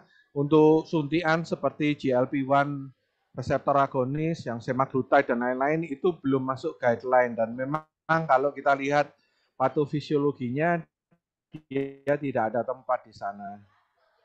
Baik, baik dok. Bisa menambahkan sedikit ya. Ini untuk metformin ini karyanya Dr. Yongki ini, disertasinya ini ya. Dokternya Dr. Yongki metformin. Ya, jadi metformin itu memperbaiki resistensi insulin melewati jalur AMPK ya. Jadi AMPK ini di dalam sel itu dia akan meningkat sehingga mendorong glukos transporter untuk membuka sehingga glukosanya gampang masuk. Jadi metformin memperbanyak AMPK, AMPK mendorong glut untuk keluar di permukaan sel, membuka sehingga gula bisa masuk ke dalam sel. Gitu ya. Nah, ada satu aktivitas fisik yang bisa meningkatkan AMPK dan mendorong glut, yaitu exercise tadi itu. Makanya exercise itu dipercaya bisa menurunkan resistensi insulin selain metformin. Baik, dok. Baik, Dokter Hermawan, silakan Dokter Listia. Ya, dok. Masih banyak banget, dok, ya, dok. Silakan memilih, dok. Karena memang bahasan ini menarik, kemudian Dokter Yongki dan Dokter Hermawan memberikan penjelasannya cukup mudah dipahami ya, dok. Jadi nambah-nambah terus nih, dok. Ini ada yang menarik, dok, tentang cuci darah pada anak. Apakah salah satunya disebabkan karena diabetes ini? Kemudian berikutnya dari Dokter Diana di Qatar, ini ada banyak pasien yang underweight DM tapi yang underweight, dok. Kan awalnya DM karena obesitas ya, dok, tapi sekarang kok case-nya berubah jadi DM dengan underweight atau normal weight juga banyak yang kena DM. Terapi apa yang paling tepat untuk pasien-pasien tersebut? Terima kasih. Dokter Yongki atau Mohon maaf yang Yongki? pertama tadi saya enggak begitu dengar. Yang kedua ya, pasien dengan yang underweight ya. Jadi pasien-pasien DM yang dengan underweight ini biasanya dia sudah melewati fase di mana terjadi apoptosis sel-selnya banyak yang mati. Karena mungkin biasanya long standing hyperglikemi ya. Hiperglikemi yang berkepanjangan, di mana tadi seperti yang diungkapkan Dr. Hermawan ya. Jadi karena tidak ada dapat makan, akhirnya lemaknya juga dipecah, dibuang semua sehingga orangnya menjadi underweight. Bagaimana cara terapi untuk pasien-pasien yang seperti ini? Pasien-pasien yang seperti ini tentu saja karena diabetesnya adalah tipe 2, diperbaiki resistensi insulinnya. Metformin tetap menjadi pilihan ya. Lalu kemudian kita usahakan bagaimana caranya supaya glukosa ini bisa masuk semua ke dalam sel yang sekarat biar bisa hidup lagi, begitu ya. Nah itu yang menjadi pilihan sehingga pemilihan obat-obatan adalah pemilihan. Jadi sekali lagi Dr. Hermawan tadi menekankan terapi diabetes itu sangat individual. Terapi diabetes itu tailor-made, tidak bisa disamakan antara satu pasien dengan yang lain. Untuk kasus yang seperti ini, kita memilih pengobatan yang tidak menekan pusat lapar ya. Jangan pilihlah obat-obat yang tidak menekan pusat lapar. Karena kalau kondisinya adalah beda dengan diabetes yang overweight atau diabetes yang obes, di mana nafsu makan atau makannya itu harus ditekan. Kalau yang seperti ini tidak ya. Jadi pemilihan obatnya tentunya dipilih yang justru malah bisa akan meningkatkan berat badan, insulin salah satunya ya. Jadi memang harus disesuaikan dengan kondisi pasiennya. Dari saya itu mungkin yang kedua. Dokter Hermawan, saya nggak dengar ini tadi yang kedua. Yang pertama tadi. Pertama cuci darah. Iya, cuci darah. Anak-anak cuci darah. Ya. Atau kalau yang kasus-kasus sekarang penyebabnya bukan karena diabetes ya kayaknya ya, karena bahan-bahan toksik yang lain ya. Setuju. Saya komentar yang kedua. Pertanyaan kok banyak ya sekarang diabetes. Nah, ini ada teori yang mengatakan bahwa ada yang namanya new onset diabetic. Penyebabnya adalah COVID-19. Di mana dia langsung bisa menyerang sel beta pankreasnya sehingga sel beta pankreasnya pingsan bahkan rusak gitu ya. Jadi ada yang namanya new onset diabetic at causa COVID-19. Makanya kok banyak. Dan juga banyak kasus-kasus usia muda sekarang hypertiroid tinggi gitu, banyak sekarang memang betul. Nah, apakah itu penyebabnya memang ada yang meneliti bahwa oh ya ini penyebabnya bisa karena ini karena saat COVID-19 itu waduh menyerang semua organ di mana pun dia mau menempel itu. Ya, terkait banyaknya anak-anak yang menderita cuci darah, apakah ini terkait dengan diabetes tipe 1 misalnya ya. Jadi kalau diabetes tipe 1 itu atau tipe 2 pun ya, komplikasi gagal ginjal sampai cuci darah itu membutuhkan waktu ya. Dia harus terpapar gula darah yang tinggi dalam jangka waktu yang lama. Ya, dengan terpapar itu dia akan merusak pembuluh darah yang kecil yang itu sangat identik antara pembuluh darah di mata dan di otak. Nah, setelah ada kerusakan itu barulah dia mengalami gagal ginjal ya. Sehingga jarang sekali pada pasien anak-anak terutama yang karena diabetes kemudian sampai ginjalnya rusak karena gula darah yang berkepanjangan itu masih membutuhkan kajian lebih lanjut, tapi secara perjalanan klinis itu saya kira bukan ya. Oh, baik, baik dok. Karena memang viral sekali ya berita tersebut ya, sampai semua dibahas ya dari di televisi semuanya. Karena memang di Indonesia sendiri banyak sekali nggak seperti di luar itu di setiap minimarket ada tulisannya dok. Jadi ini dengan gula sekian tidak baik untuk anak-anak gitu. Ya, Di betul, Indonesia itu setuju. belum Setuju. ada Jadi seperti itu. ya, jadi di luar itu pemerintah itu lebih menekankan ke prevensi ya, lebih menekankan ke prevensi. Jadi mereka benar-benar takut rakyatnya atau masyarakatnya itu jatuh pada kondisi sakit di mana pengobatan itu cost-nya akan lebih tinggi daripada mencegah. Ya, oleh karena itu mereka benar-benar dari kalau waktu saya ke luar negeri itu kalau makan itu jadi ada nama makanan, harga dan kalori. Sebelahnya itu selalu ada makanan, harga, kalori. Jadi kita bisa ngitung. Kita pesen pizza, sekian kalori gitu ya. Kita treadmill 1 jam itu membakar cuma 400 kalori. Terus kemudian kita mampir ke pizza, kita order satu loyang itu 900 kalori. Loh, Bubar ya eman dok. sing petang atus sing petang atus mau sampai melet-melet keringetan nggak karu-karuan hilang. Ya tetap Akhirnya nggak jadi pesen pizza. Nah, itulah. Tapi kalau kita mungkin kalau kita mungkin masih beranggapan wah kasihan nanti pengusahanya nggak ada yang makan begitu ya. Jadi memang willing dari pemerintah itu memang dibutuhkan dalam hal ini. Dok, yang paling penting lagi adalah edukasi dan literasi masing-masing individu.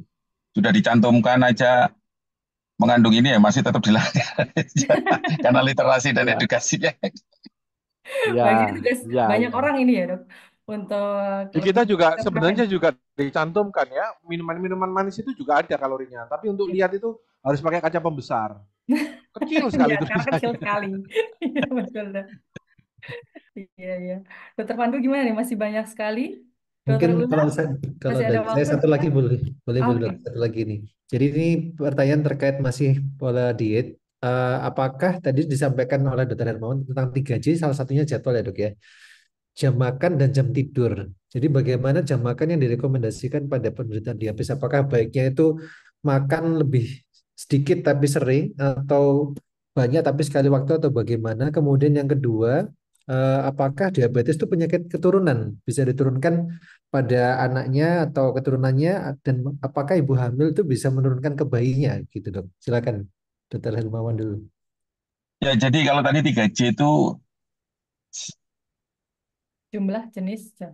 jadi jumlah, jenis sama jam ya. Kalau jam itu misalnya kita ada jam makan yang seperti biasa kita tahu.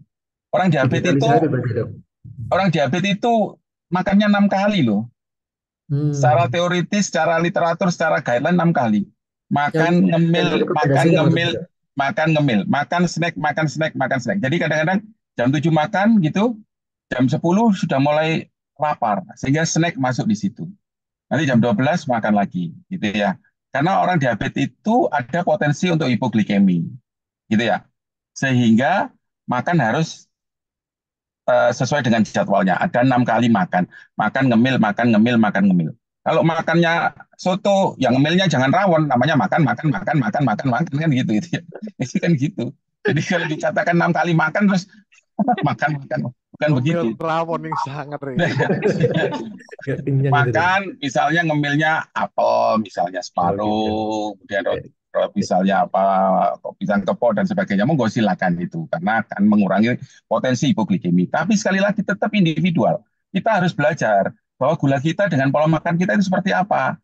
Nah, monitoringnya tadi seperti apa itu juga harus kita lakukan gitu ya. Jadi jangan sampai terus kemudian terjadi mencontoh orang lain, tidak makan terjadi nocturnal hipoglikemi. Wah, enggak, jangan makan malam kamu nanti begini. Begitu begitu tidak makan terjadi nocturnal hipoglikemi.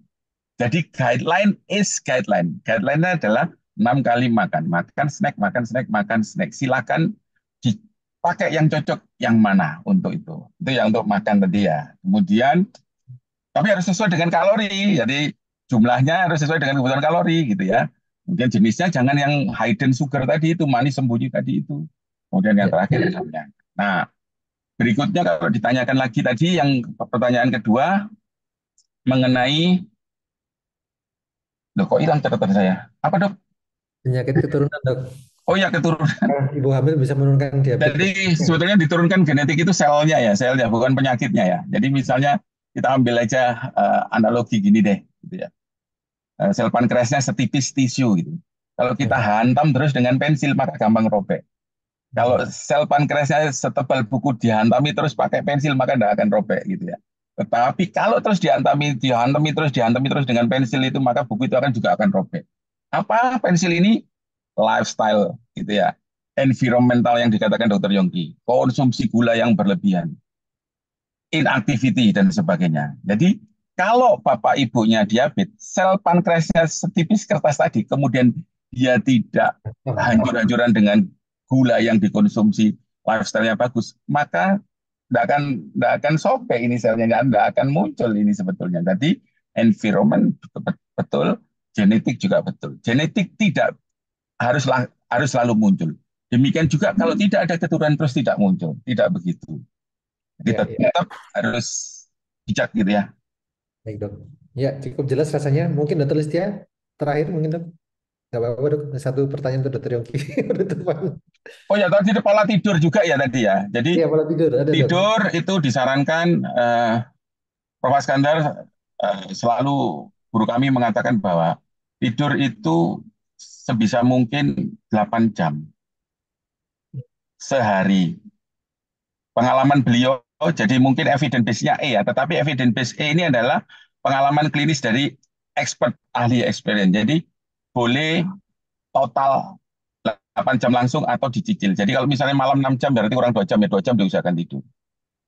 Jadi kalau secara umum penyakit itu pola makan yang nggak beres, pola istirahat yang nggak beres, pola berpikir yang nggak beres, satu lagi kakean pola katanya ya. Banyak pola banyak.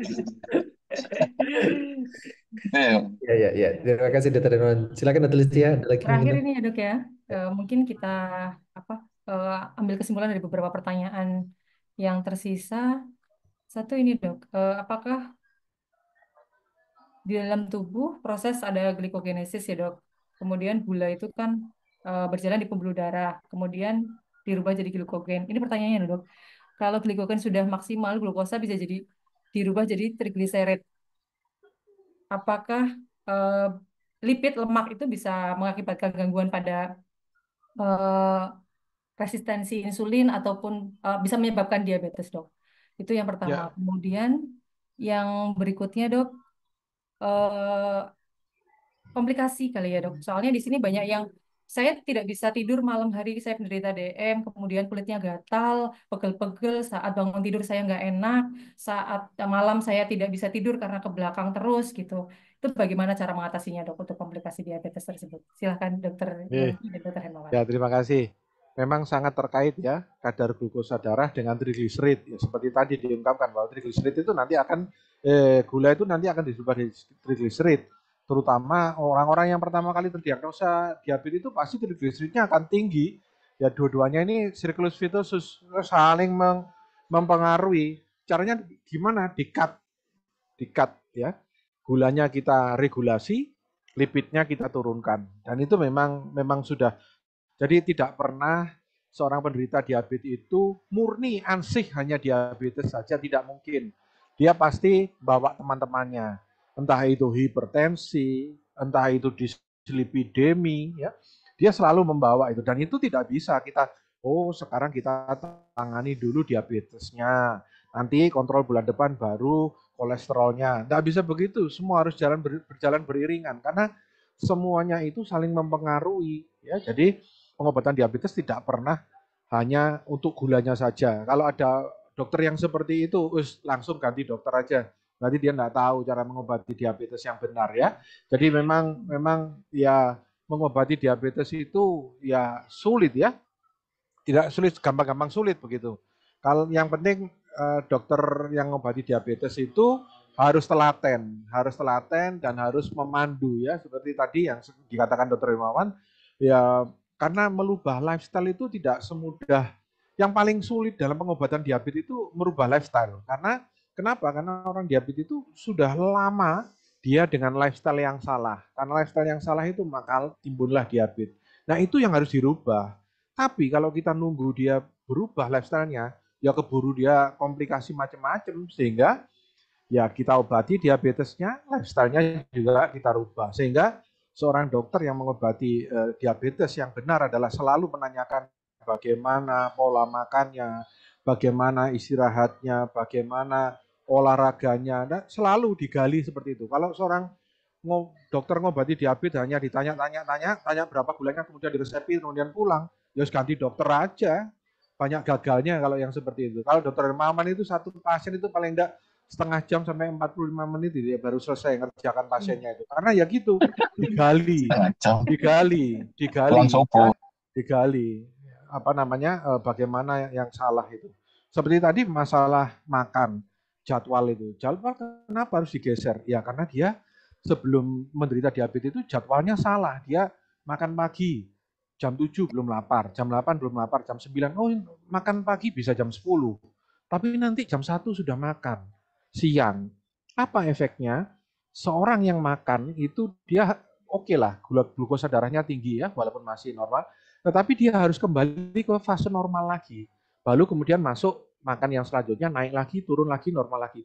Nah kalau jarak antara makan pagi dengan makan siang terlalu dekat, maka yang terjadi adalah gula darah setelah makan pagi naik, turun, belum kembali ke normal, sudah kemasukan makan siang, tambah tinggi lagi. Itulah kenapa harus berjarak, ya, harus berjarak. Dan itu wajib untuk dievaluasi oleh seorang dokter. Bagaimana pola makannya? Kalau memang pasien itu belum bisa merubah pola makannya, dokter ini harus memberi support dan memberitahu bagaimana yang benar. Tapi kalau dokternya itu ignore, enggak peduli yang mau kamu makan sarapan jam 7, mau jam 10, urusannya yang penting sudah saya kasih obatnya, enggak begitu. Ya. Itu banyak enggak suksesnya kalau yang seperti itu. Ya. Jadi ya pengobatan diabetes itu gampang-gampang sulit ya kalau memang apa namanya tidak sesuai dengan guideline ya. Jangan berlama-lama, maksudnya jangan berlama-lama karena diabetes kalau nggak diobati dengan benar itu nanti Anda akan ketemu saya, ketemu Dokter Hermawan sudah komplikasi macam-macam gitu. Waduh, itu malah lebih sulit karena komplikasi yang sudah muncul itu kalau gula darahnya sudah baik, komplikasinya enggak hilang, tetap ada. Yang bisa kita lakukan adalah menormalkan gula darah supaya apa? Supaya komplikasinya nggak nambah lagi atau nggak tambah berat. Tapi komplikasi itu hilang, tidak bisa karena sudah terlanjur keluar. Ya. Seperti contoh orang yang kena stroke, diabetes terus kemudian tidak terkontrol, stroke. Oke, setelah kena stroke dia mau berobat dan mau gula darahnya bagus. Gula darahnya bagus, apakah stroke-nya bisa hilang? Tidak, tetap. Lalu apa gunanya untuk berobat diabetes? Ya supaya tidak stroke lagi. Gitu ya. Jadi ya seperti itulah apa filosofi mengobati atau menangani pasien diabetes itu seperti itu. Ya. Yang kedua tadi apa pertanyaannya? Komplikasi dokter. Komplikasi ada gatal tangannya, kemudian malam nggak bisa tidur. Nah itu memang ya kuncinya jadi begini. Kadang saya kalau menangani pasien diabetes itu sepanjang gula darahnya itu masih 300-400 enggak boleh sambat. Kenapa? Karena hampir seperti tadi di slide-nya Dokter Hermawan. Komplikasinya itu apa? Dari ujung rambut sampai ujung kaki. Jadi kalau ada keluhan cekot-cekot, gliyeng, apapun itu ya, itu sampai menimbulkan keluhan, jangan jangan sambat, jangan mengeluh selama gula darahnya itu masih tinggi. Normalkan dulu gula darah. Kalau gula darahnya sudah normal, seringkali keluhan-keluhan ini satu persatu akan menghilang atau berkurang. Kalau gula darahnya sudah normal, masih ada keluhan, monggo ditambahi. Oh, saya kok masih kesemutan ya, Dok? Ya, monggo mau diberi vitamin-vitamin yang untuk syaraf atau anti nyeri yang untuk neuropati bisa. Tapi kalau gula darahnya masih 300, 400 terus kemudian sambat, ya hampir percuma minum obat-obatan seperti itu. Normalkan dulu gula darahnya. Kalau gula darahnya sudah normal, insya Allah satu persatu nanti komplikasi akan menghilang. Baik, Dok. Untuk Ini operasi untuk juga ya, masalah Dok? Gulanya harus normal gitu ya, Dok? Ya, Operasi kadang. iya, nomor satu gula darah dinormalkan dulu. Oke. Monggo, Dokter Hermawan.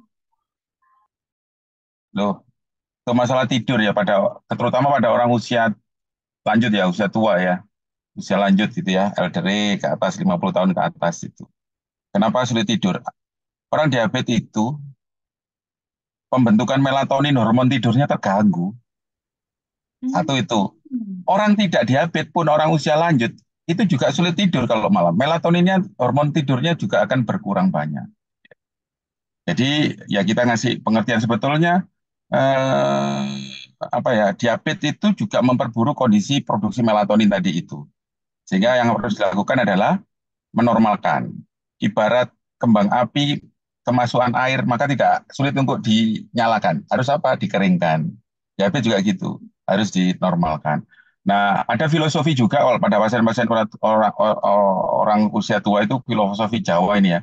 Kenapa orang tua dibikin tidak bisa tidur kalau malam hari? Karena orang tua disuruh manembah ing Gusti, berdoa, sholat tahajud, persiapan untuk landing gitu. Melatoninnya yang berkurang, terutama pasien diabetes pasti produksinya akan terganggu, hormon tidurnya akan berkurang banyak. Oke. Baik, Dokter. Cukup, Dokter Pandu.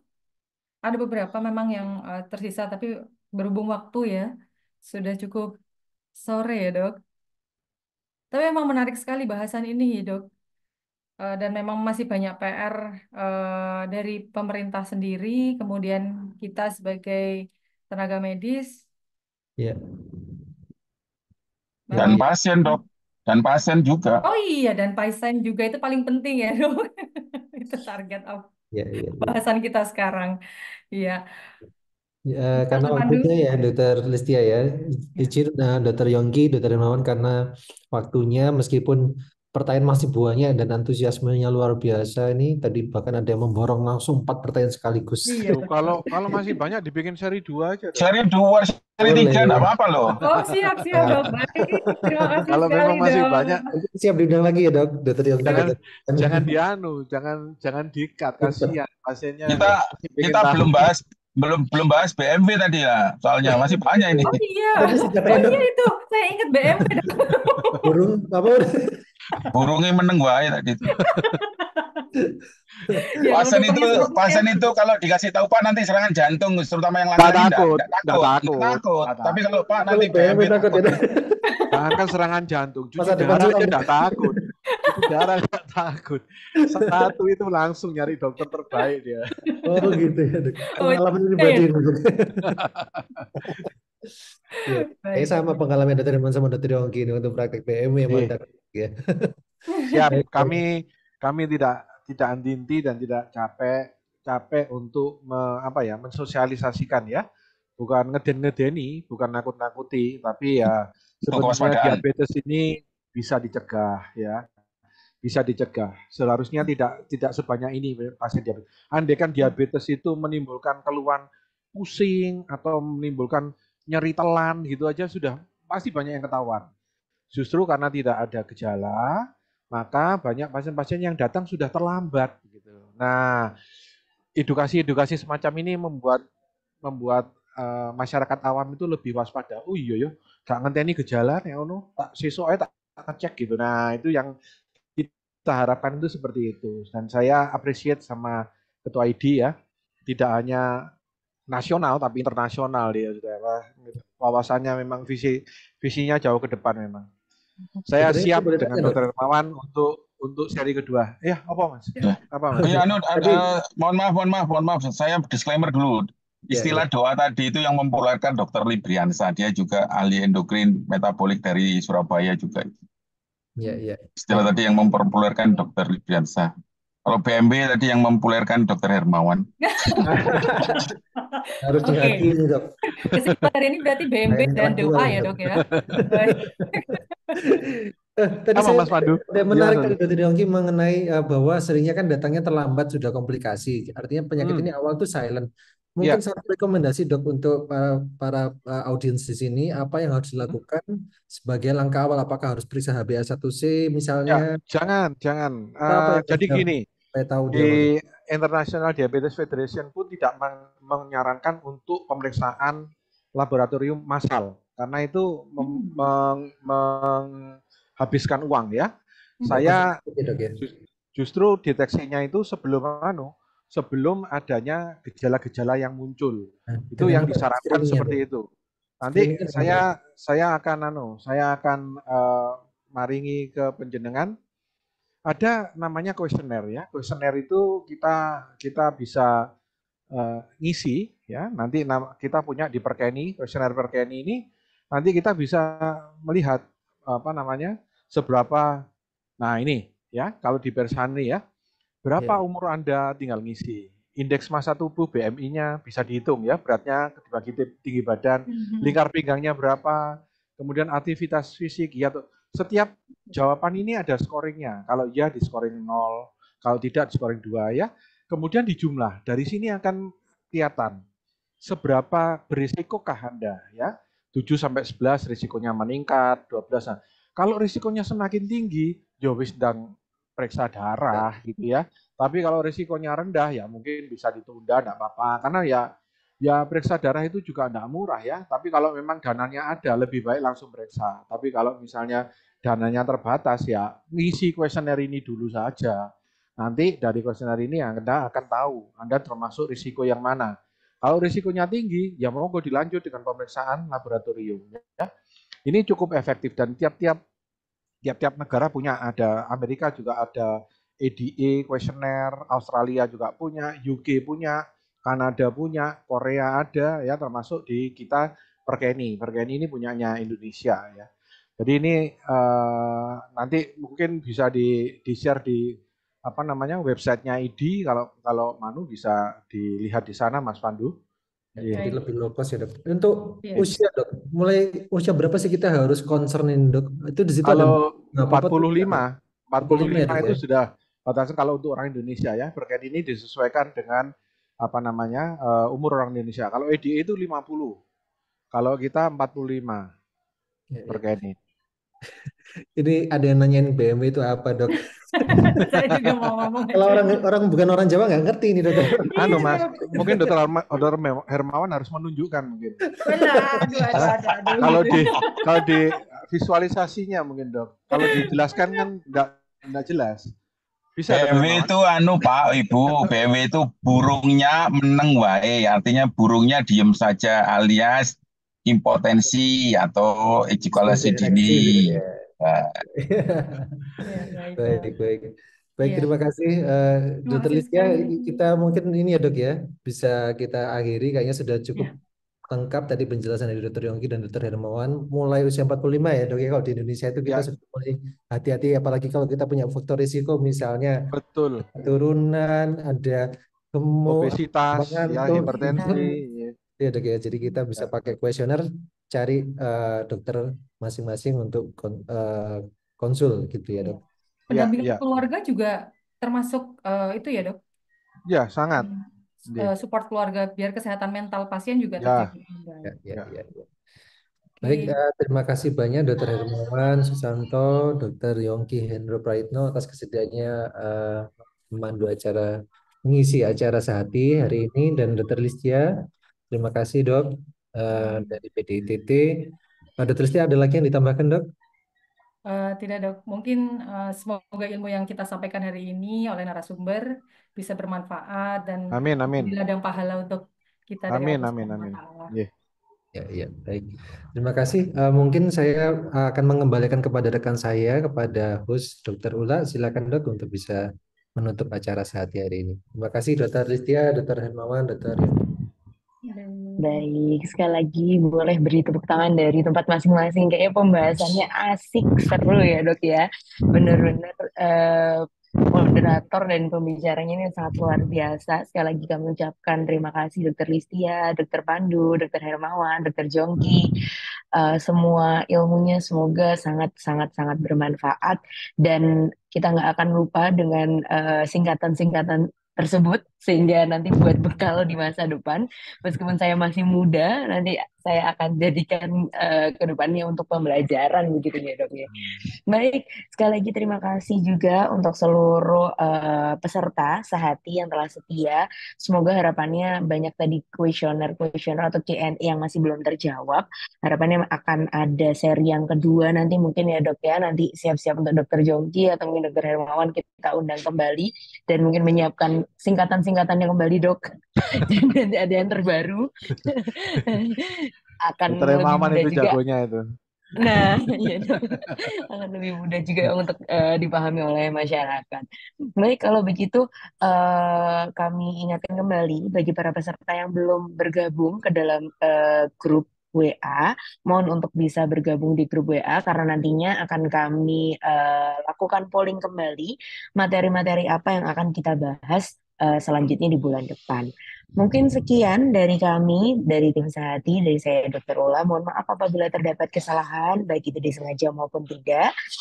Salam sehat 24 jam. Sekali lagi terima kasih Dr. Hermawan, Dr. Jongki, Dr. Istia, dan Dr. Pandu. Wassalamualaikum warahmatullahi wabarakatuh. Waalaikumsalam. Foto dulu, foto. Sudah. Oke. Oh, sudah. Oke. Bye-bye. Terima kasih Dr. Iqbal, Dr. Pramana, Dr. Ula, Dr. Listia, Dr. Pandu, Dr. Yongki, Dr. Linda Astari. Terima kasih. Izin meninggalkan ruangan meeting. Semua. Dok, sehat selalu dokter.